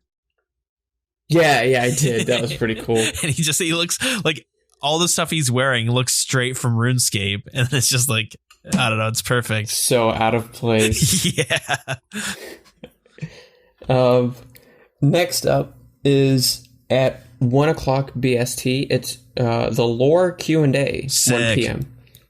It's back, and this year it's lorier than ever. Okay. Join Mod Raven and Co for an intensive session covering everything you could possibly want to know about the lore of RuneScape. It's going to be, wait for it, loresome. Okay. Sure. That sounds cool. Exactly. You didn't need to put lore, whatever. Yeah. Awesome. That sounds cool. You are a fellow lore hound, a lore junkie. Only recently, too. Like before, I was like reading the the wiki articles and trying to do it in game. I do it like the week before. Let's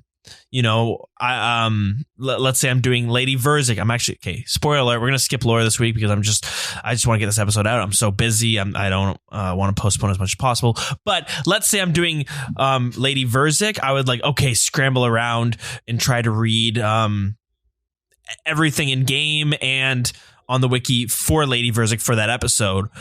But since I started that hardcore Iron Man, I've been so interested in the stories. I shouldn't say since I started the hardcore Iron Man. Since I did Dragon Slayer 2 when it was released and I read the dialogue, I was like, man, this is sick. And then with Song of the Elves, me reading that, I was like, shit, this is awesome. And then I've recently been reading a lot more often, like different fantasy books, and I'm like, really, I'm just expecting in 2 years' time you're gonna go down to RuneFest and they're gonna make some event theme, and you're just going to be that one asshole in the audience heckling and going, bullshit, that wasn't in the lore.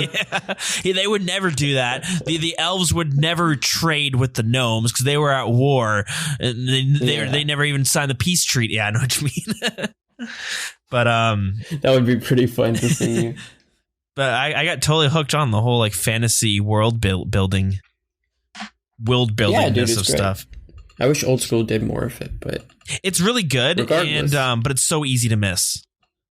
Yeah, and what I was going to say is, regardless, actually, you took the words out of my mouth, because even if you are new to lore and want to get into it, you can check this lore Q&A out. Except I think it's only for RS3. So, well, it's kind of the same lore, because the good thing they have done is they kind of make the lore canon. Where like RuneScape 3, they've expanded more on it, but it's because they're also in the future, basically, compared to us. Further ahead than OSRS. Yeah, so there's a lot more they've learned, whereas we're learning slower. Up next, from 2 p.m. to 2:45, join some old school RuneScape content creators on stage as they answer all your burning questions, from life as a content creator to their favorite pizza topping. Sweet. Lasagna. Yeah. That's my favorite pizza topping. Good old lasagna. Yeah, it should be good. Let's see. Mythbusters. This is going to be pretty cool. Mod Osborne and Mod John C. are here to reveal the truth behind some of the biggest and funniest misconceptions from the community. I decided to I assumed that's how they were going to write it out. Yeah, no misconceptions from the community. Got a myth you'd like us to bust? Post it in the official forum thread. Ooh. I'm going to give you an example. For example, here's a common myth. Not all girls in the game are actually girls. You can thank me for that myth later. Don't get catfished. What? Can you imagine if they just came out with that?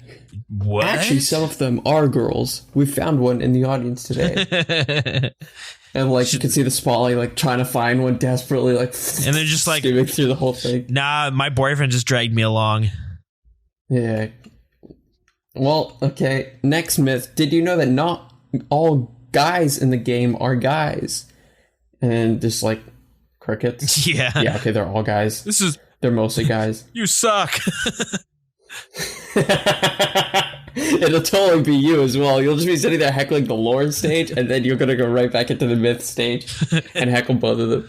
It reminds me of the Family Guy scene with Quagmire. He's doing stand-up, and some guy's like, you suck. And he's, yeah, I know.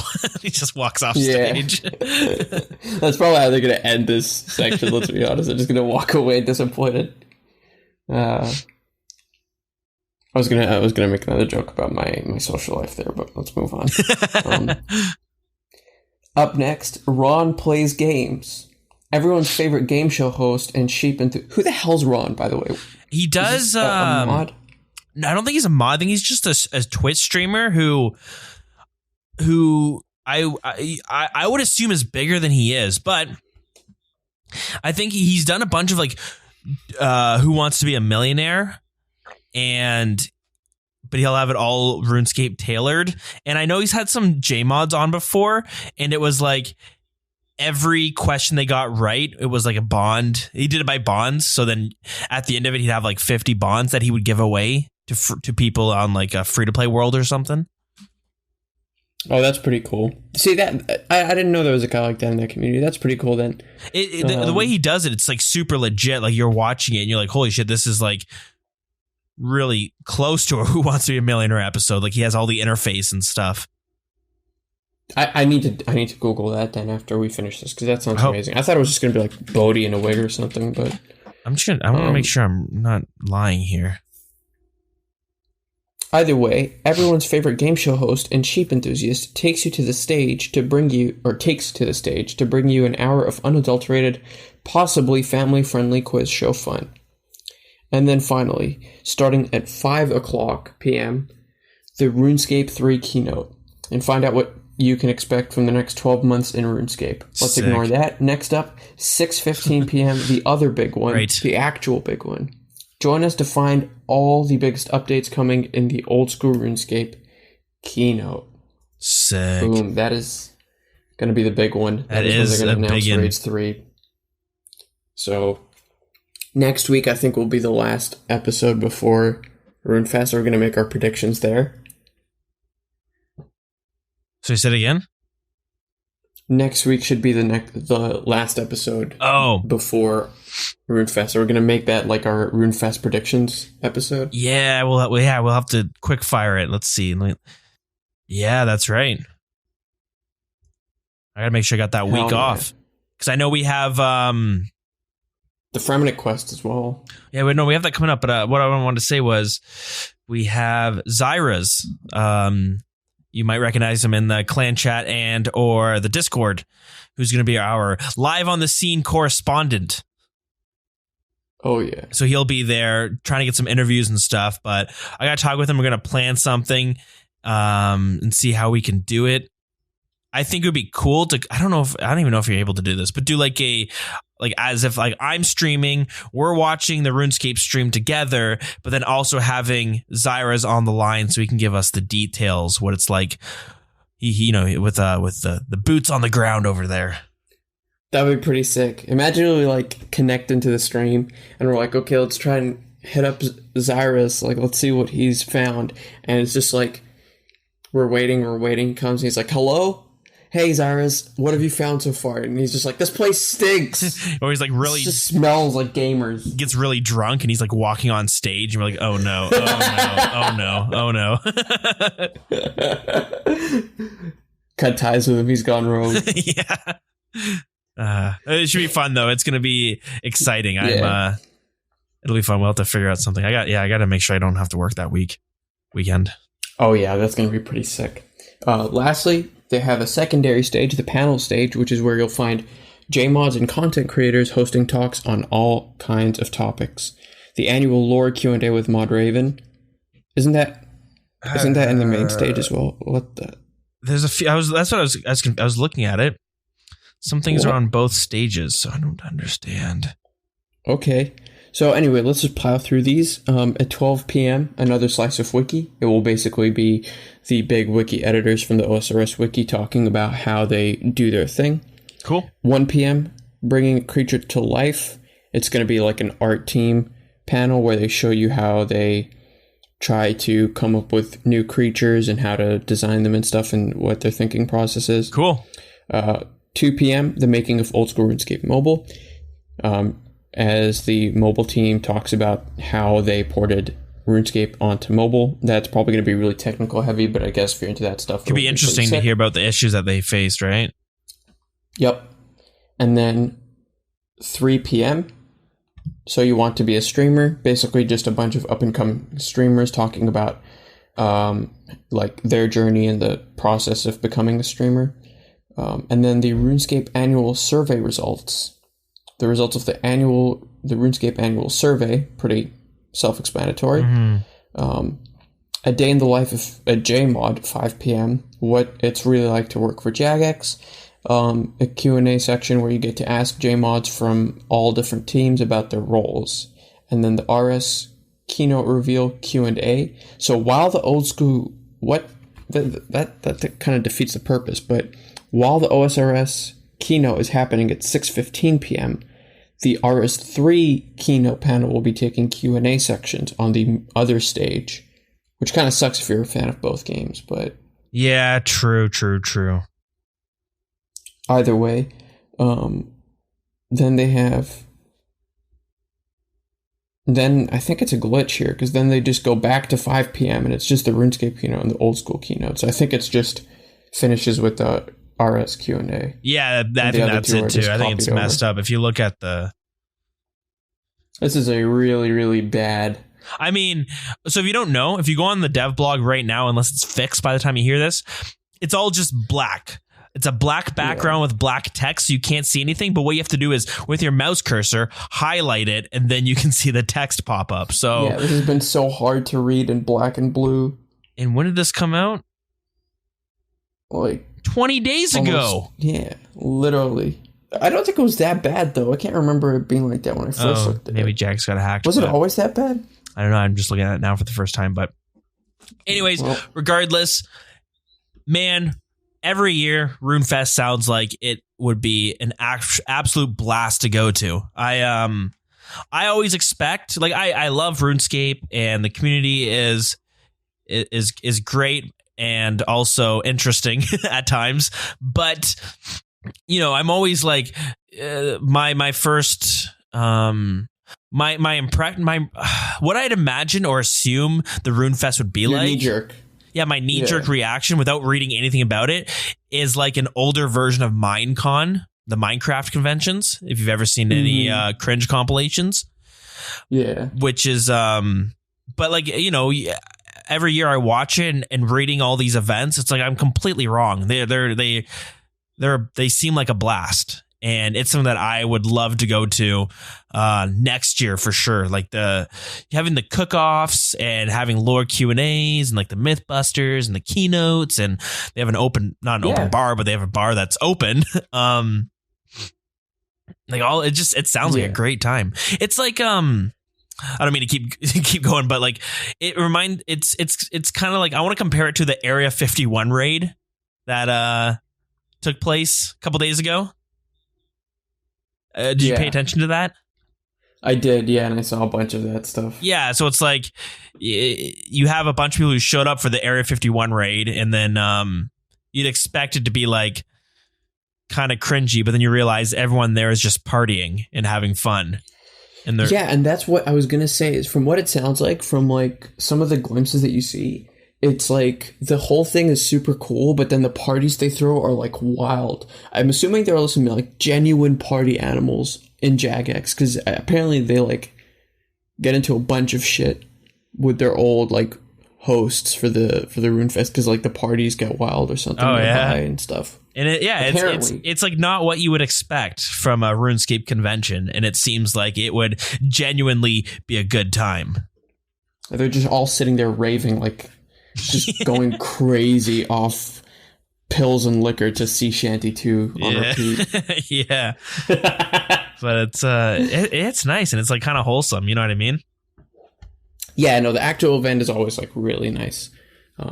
So it's like cool, because you expect like these conventions to be like all cringe or whatever, but it turns out if you have a bunch of people passionate about something, like they're all just there to enjoy themselves, and like there's almost never been a convention that's like been cringe. And the only time like people look at the Minecon thing and go like, oh, that's pretty cringe, at the end of the day, like they're kids, they're harmless, they're getting into the convention scene, which is like amazing to see at such a young age. Yeah, and they're just having fun, and there's some cringy parts, but at the same time, these are just kids who are like putting themselves out there and asking questions to the developers. Of course, they're gonna, you know, do some cringy stuff.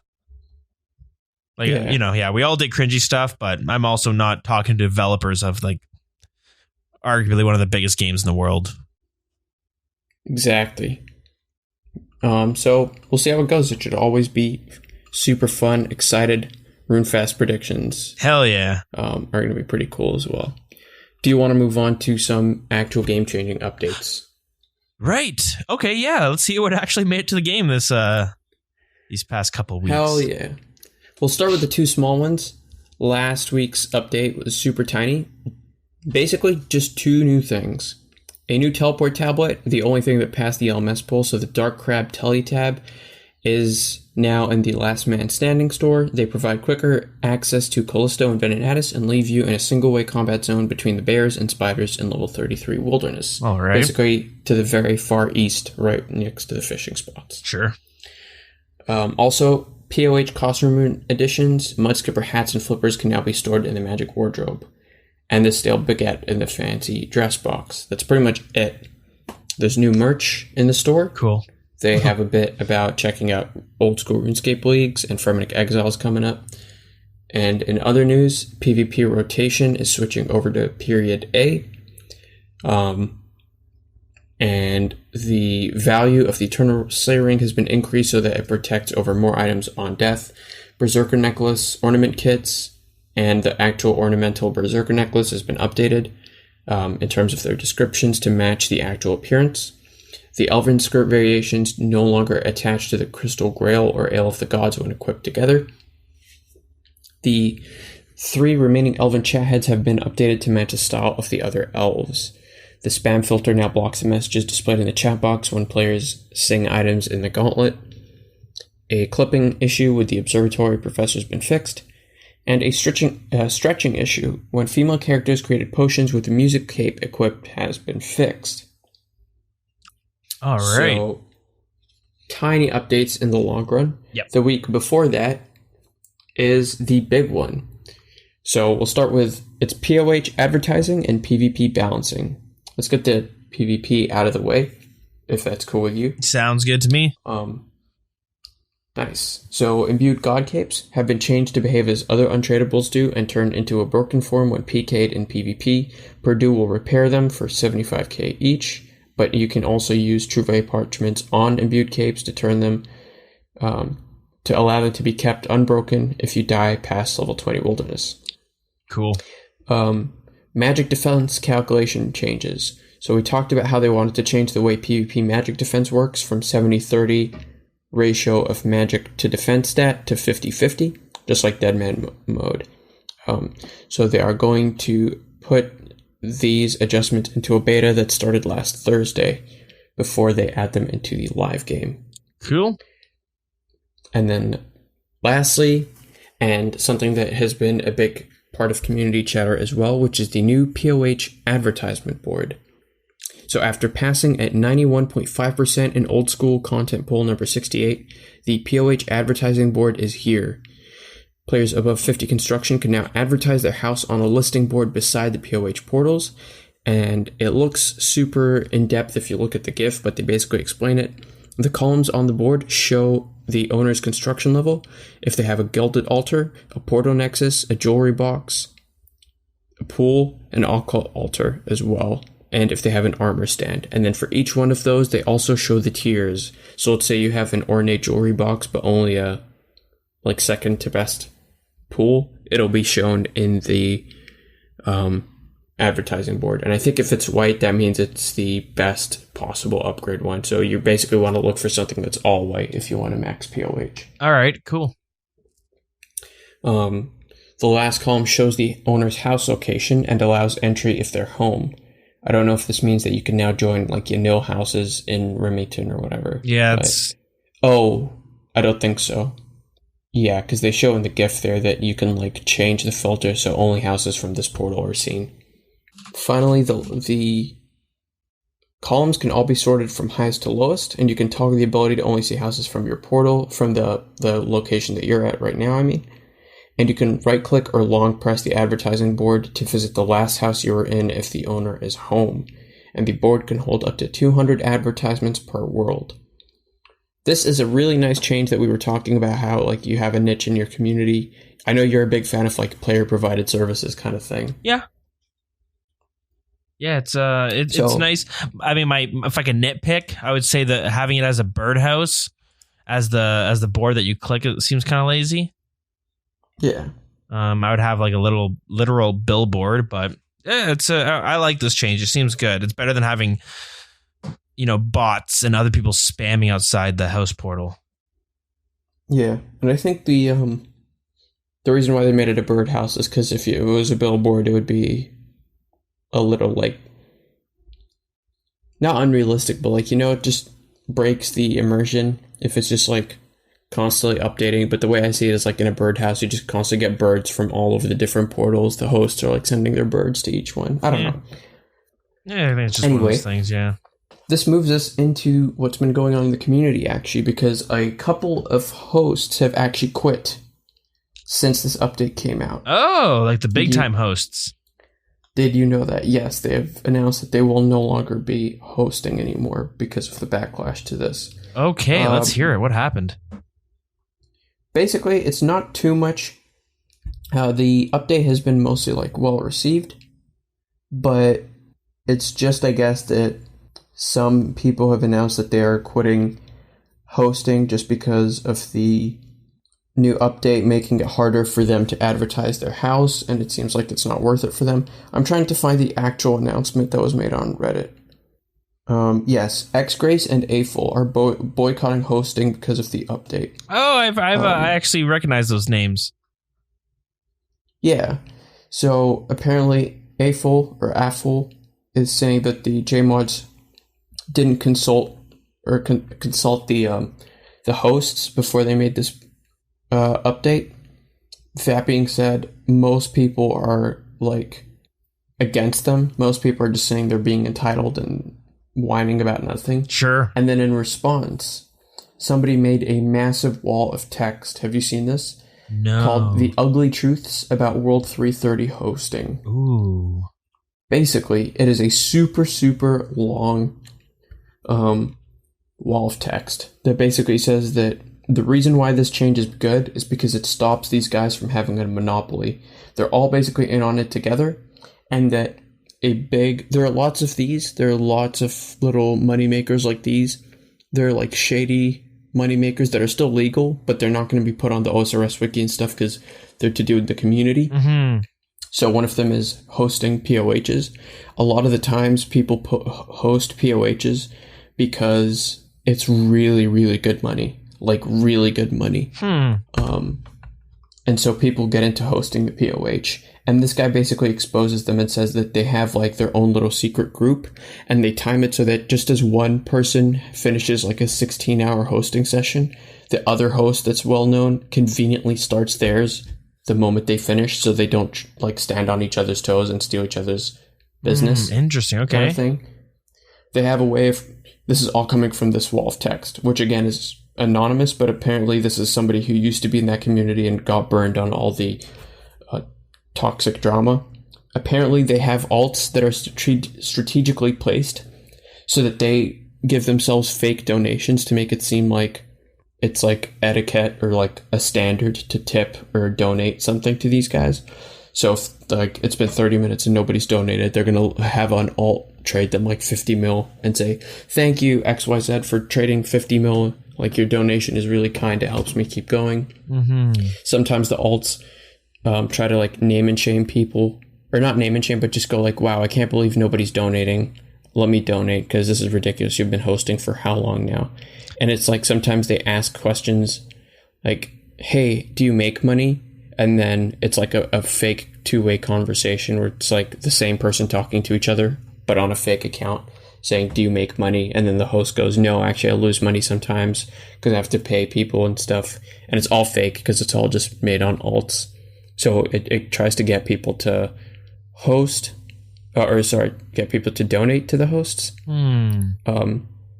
So it gives some numbers. 90 to 95% of guests don't donate. So for these hosts, it becomes a battle to win over basically the whales, to use that term that I know you're familiar with, basically the big high rollers, to try and they scout these high rollers. They know when some people who are really rich log in to use a POH, and then they share the info around with their friends who are also hosting and stuff. Jeez. There's a big TLDR that basically says that World 330 hosting was incredibly toxic and needed to die a gruesome death. The recent advertising board played a big role in making that reality unfold. It mentions earlier this is because now anybody can host without having to pay, without having to try and get into the CC, so you don't get alts like talking over you and stuff.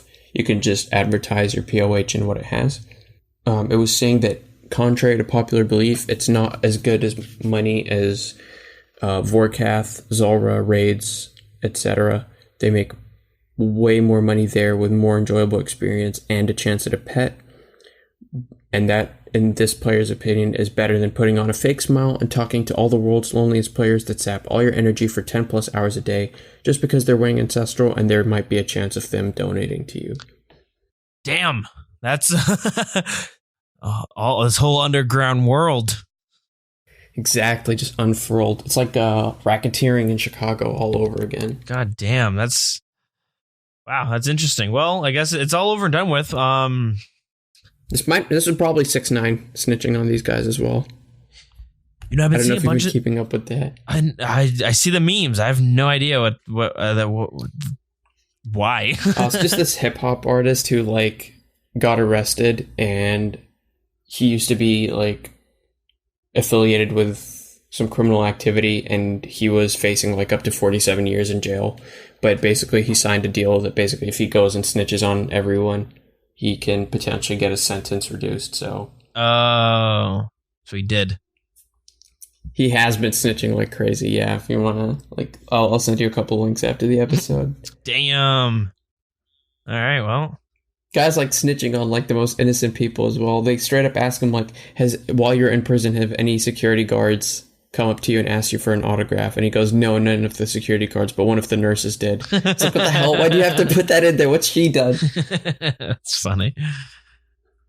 Oh boy. Anyway, that is it for the World 330 host cabal. So they've been taken down by the victory of capitalism. The POH mafia. Free markets, I guess. Yeah, fair. Exactly. Yeah, true. Free markets, allegedly. But shit. Well, who knows how this will pan out? Well, I know there's more to the community chatter because you had slightly mentioned, but figured we'd save it for now, and that's the third party clients. Oh, yes. So I've been seeing a few posts on Reddit. Like, I haven't been super active on Reddit, so things have slipped by my radar. But I've been seeing people memeing and talking about how third-party clients are all getting banned, or not getting banned, but the idea that they might be banned, and that OS Buddy's doing something to get back into the game because RuneLite kind of took them down. They dethroned the client king at some point. And now RuneLite is what everyone uses. So yeah, what the hell is going on? So basically, this all started. Do you know if the other third-party clients? I know. Do you know of? Sorry, which ones? RuneLite Plus and things like that. Yeah, I know RuneLite. Yeah, I've heard of those. Yeah, RuneLite Plus has nothing to do with RuneLite, and they just kind of use that name to. Yeah, that one's like a pretty sketchy client. Quick heads up, RuneLite Plus is totally different from RuneLite. It is a separate third-party client basically using RuneLite's name with a bunch of extra questionable plugins. And these have been like really, really scrutinized by some players in the community. I personally disagree with them.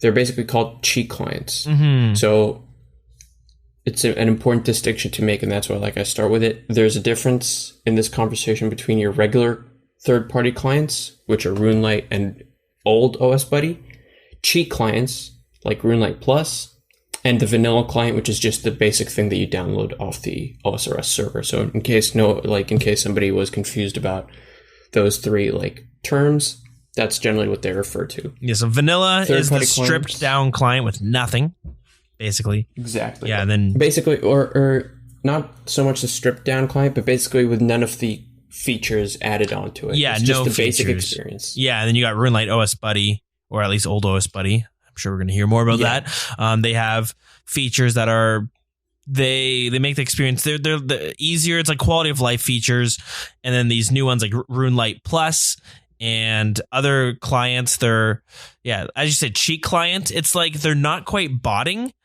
but they're like right in the middle between not botting and botting. Yeah.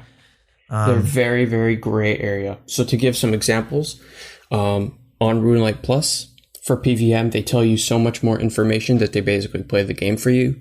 They tell you, for example, the shaman blobs, where they're going to spawn. They tell you the fawn crystals at Ohm, where you should stand to dodge them. They tell you how many ticks it is until Verzik attacks. For example, for P1, P2, P3, it tells you when it's okay to go in for an attack or not. But also a bunch more questionable stuff.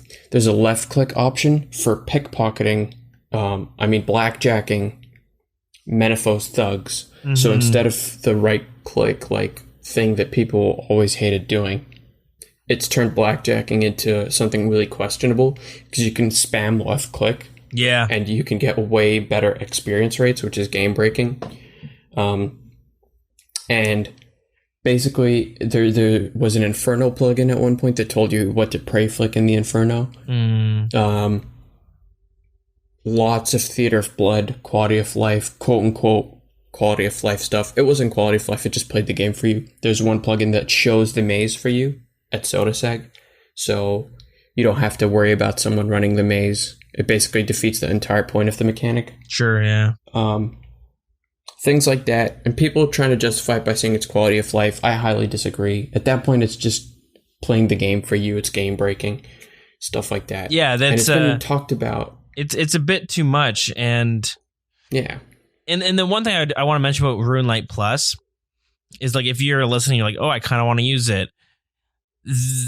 It's a sketchy client because of some of the add-ons it has, but also the fact that they're trying to trick players to download them by using the RuneLite name.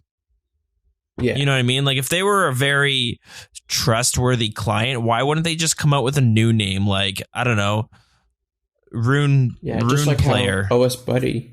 Yeah, OS Buddy came out and it had a different name than like RuneScape because they were like, okay, this is what we offer. We're being transparent about it.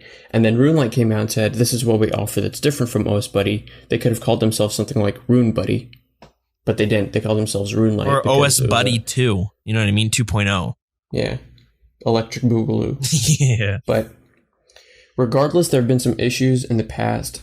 People have constantly, if you go to any Twitch Q&A, there's a big copy pasta there of basically Jagex, please address third-party clients, please address third-party clients. A few months ago, like in June, Jagex released a statement in one of their Q&As, and it wasn't like an official statement, but basically towards the end of an episode. I remember because I'd watched the whole episode waiting for them to address this issue. And they basically said they were looking into it in terms of Jagex's higher-ups, and like their legal team and stuff were looking into the situation, and they weren't privy to that kind of information, and they're not allowed to share anything on the Q&A because they're just waiting for the official announcements and stuff. Okay. Basically meaning this is going over our heads, and this is way too serious for us to basically be able to like discuss at this point. Yeah. Since then, the clients have gone like worse and worse. After that is when the Inferno and the blackjacking plugins came out. And then recently, OS Buddy got a massive update.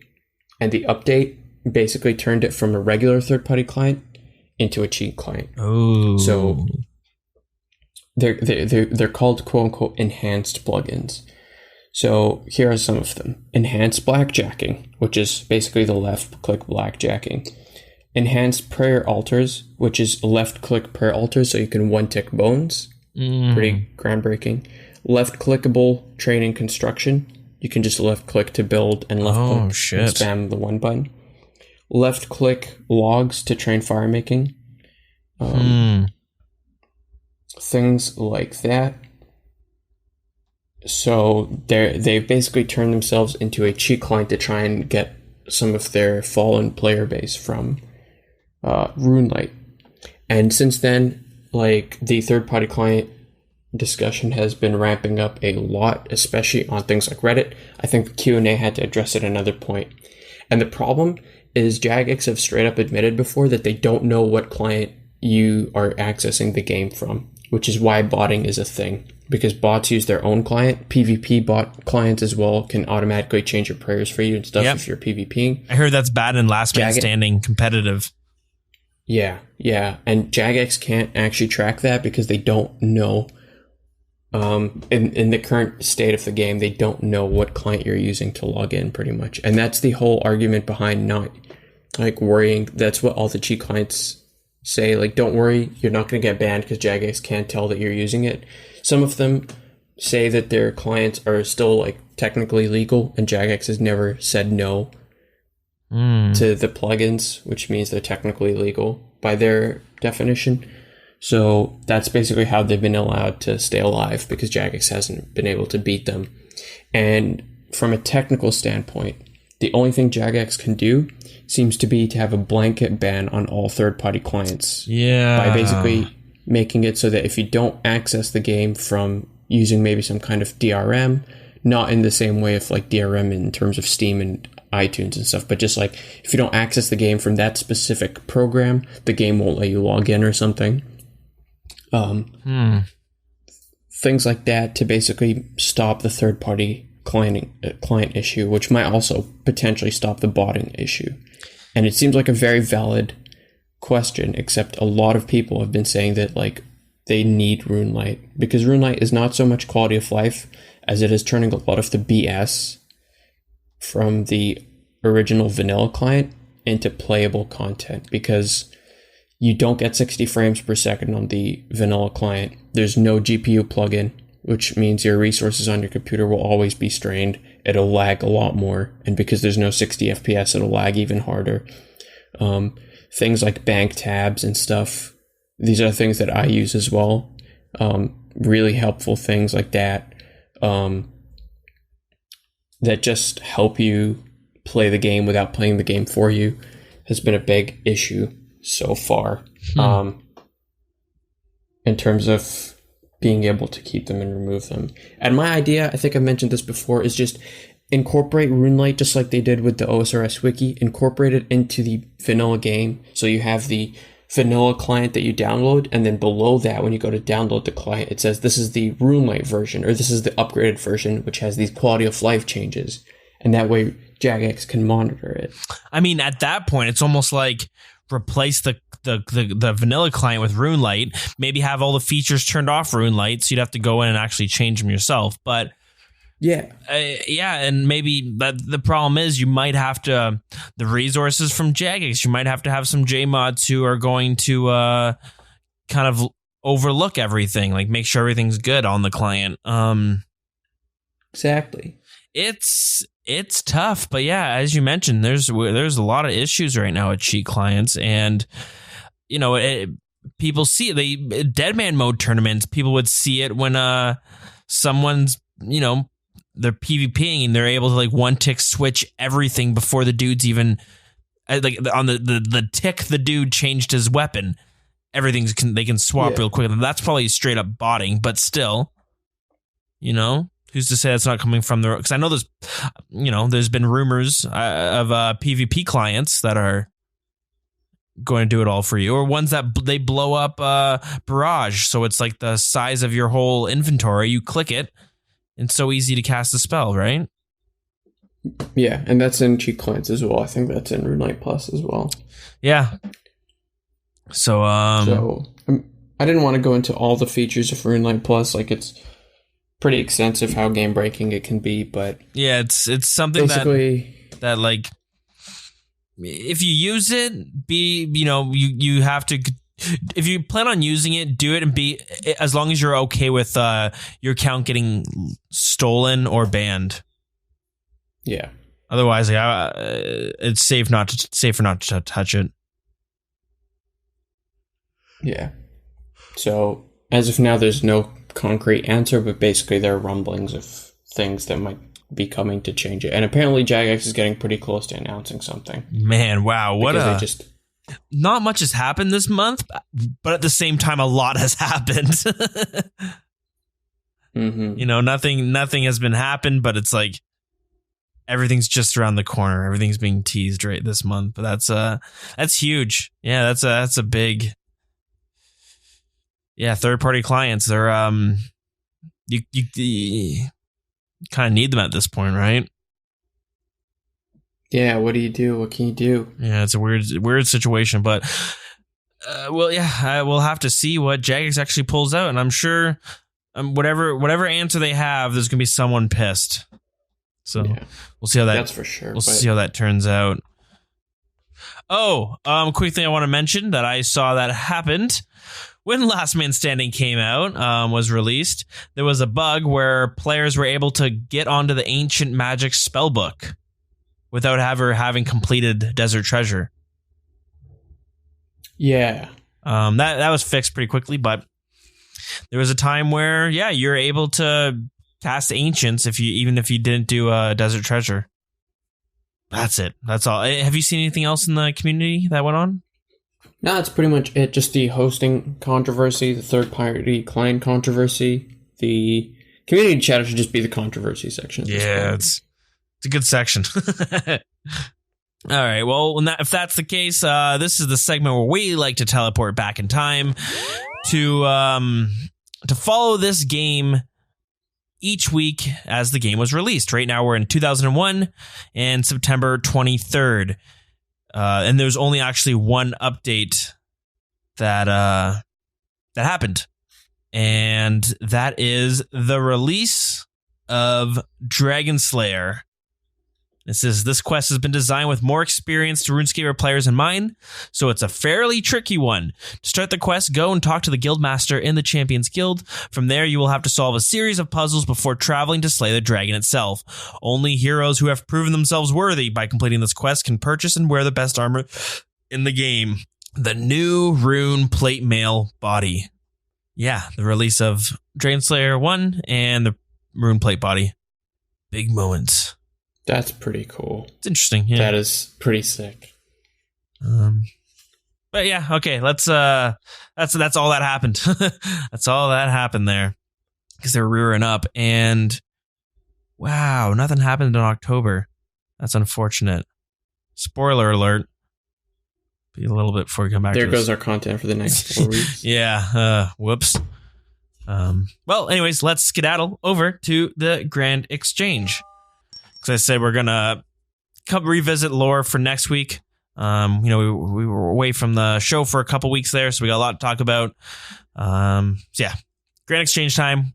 Tell you what we got going on, and that is Audible. Go to audibletrial.com/wild to get a free month and a free audiobook. Yeah, it's I got a Kindle rolling, and I finished reading The Black Prism. Fantastic book. There's like 5 of them in there. And now I'm on Do Androids Dream of Electric Sheep? It's have you seen Blade Runner?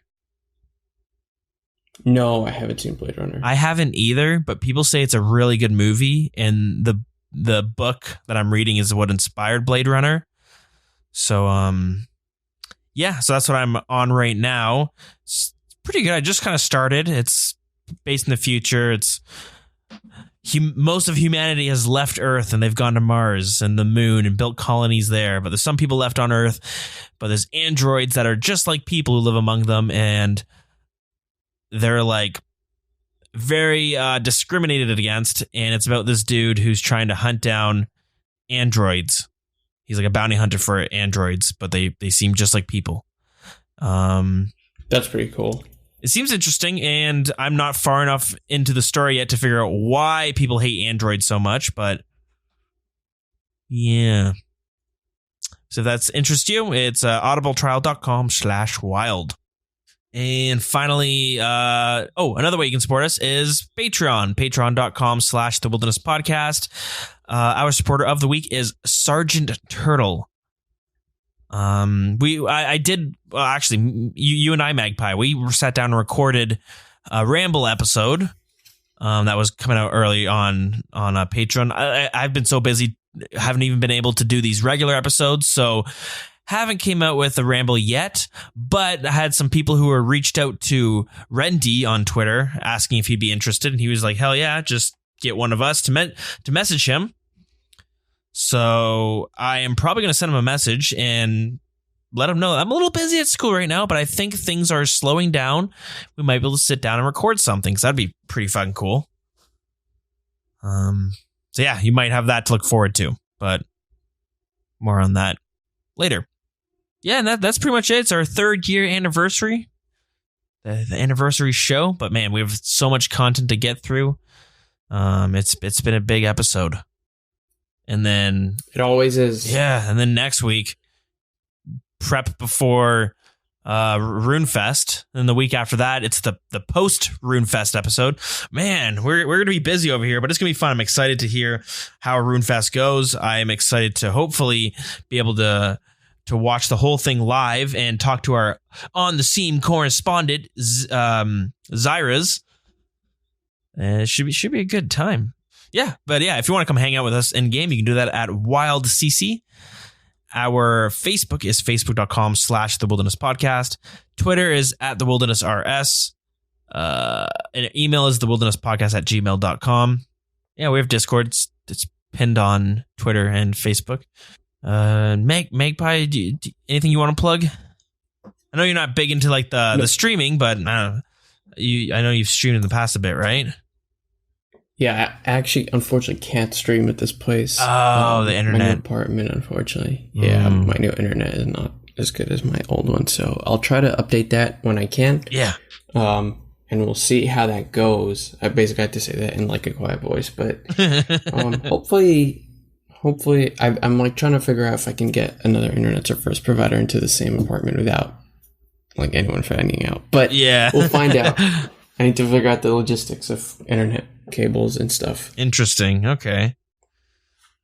If you want to follow me on Twitch, it's twitch.tv/the Dilz. Like I said, I haven't been able to stream too much, but I was doing a hardcore Iron Man PvP only account, which was a lot of fun. I plan on turning those into videos. I actually, earlier today, I had some time. I didn't have much going on, and I was like, you know what? I feel like, well, it was a little bit of, I started putting together one of the videos from that stream, also to free up some space, because these videos can take up a lot of space. Shit. Yeah. So I was like, you know what? I'll start putting them together slowly. And but yeah, twitch.tv/the Dilz. If I do stream, it'll be like 6 p.m. EST to about 10 p.m. throughout the week. Hopefully I can get back to that soon, but I'm gonna wait till like give it another week. But yeah, you can always find that on Discord. I think that's about it. What song are we gonna do today? Let's do. You know what? We were gone for a few weeks here, so let's do the song "Long Ago," composed by Ian Taylor. It is the music track that is unlocked at Hazelmere's Island, southeast of Yanil. Hell yeah. We got analysis. The song is peaceful and relaxing. The song is peaceful and relaxing, using ocean wave sounds and a light-hearted piano. And we got some trivia. When music hints were first released, the unlock hint for this track stated it was unlocked on the fishing platform, which wasn't true. Cool. Yeah, that's it. Guess we'll see you guys next week. Thanks for sticking out, waiting a couple weeks there, but you know what? I'm hoping we can get back on track and back to the weekly schedule. Yeah, excited for next week's RuneFest predictions. We'll meet back and then. For the Fremnic Exiles. Oh yeah, that's big. Don't forget that. I'm pumped. I mean, Thursdays is a long day for school for me, but Friday I'll figure something out. Cool. How exciting. Awesome. Well, we'll see you guys next week then. Thanks for tuning in and have a great week. Take it easy.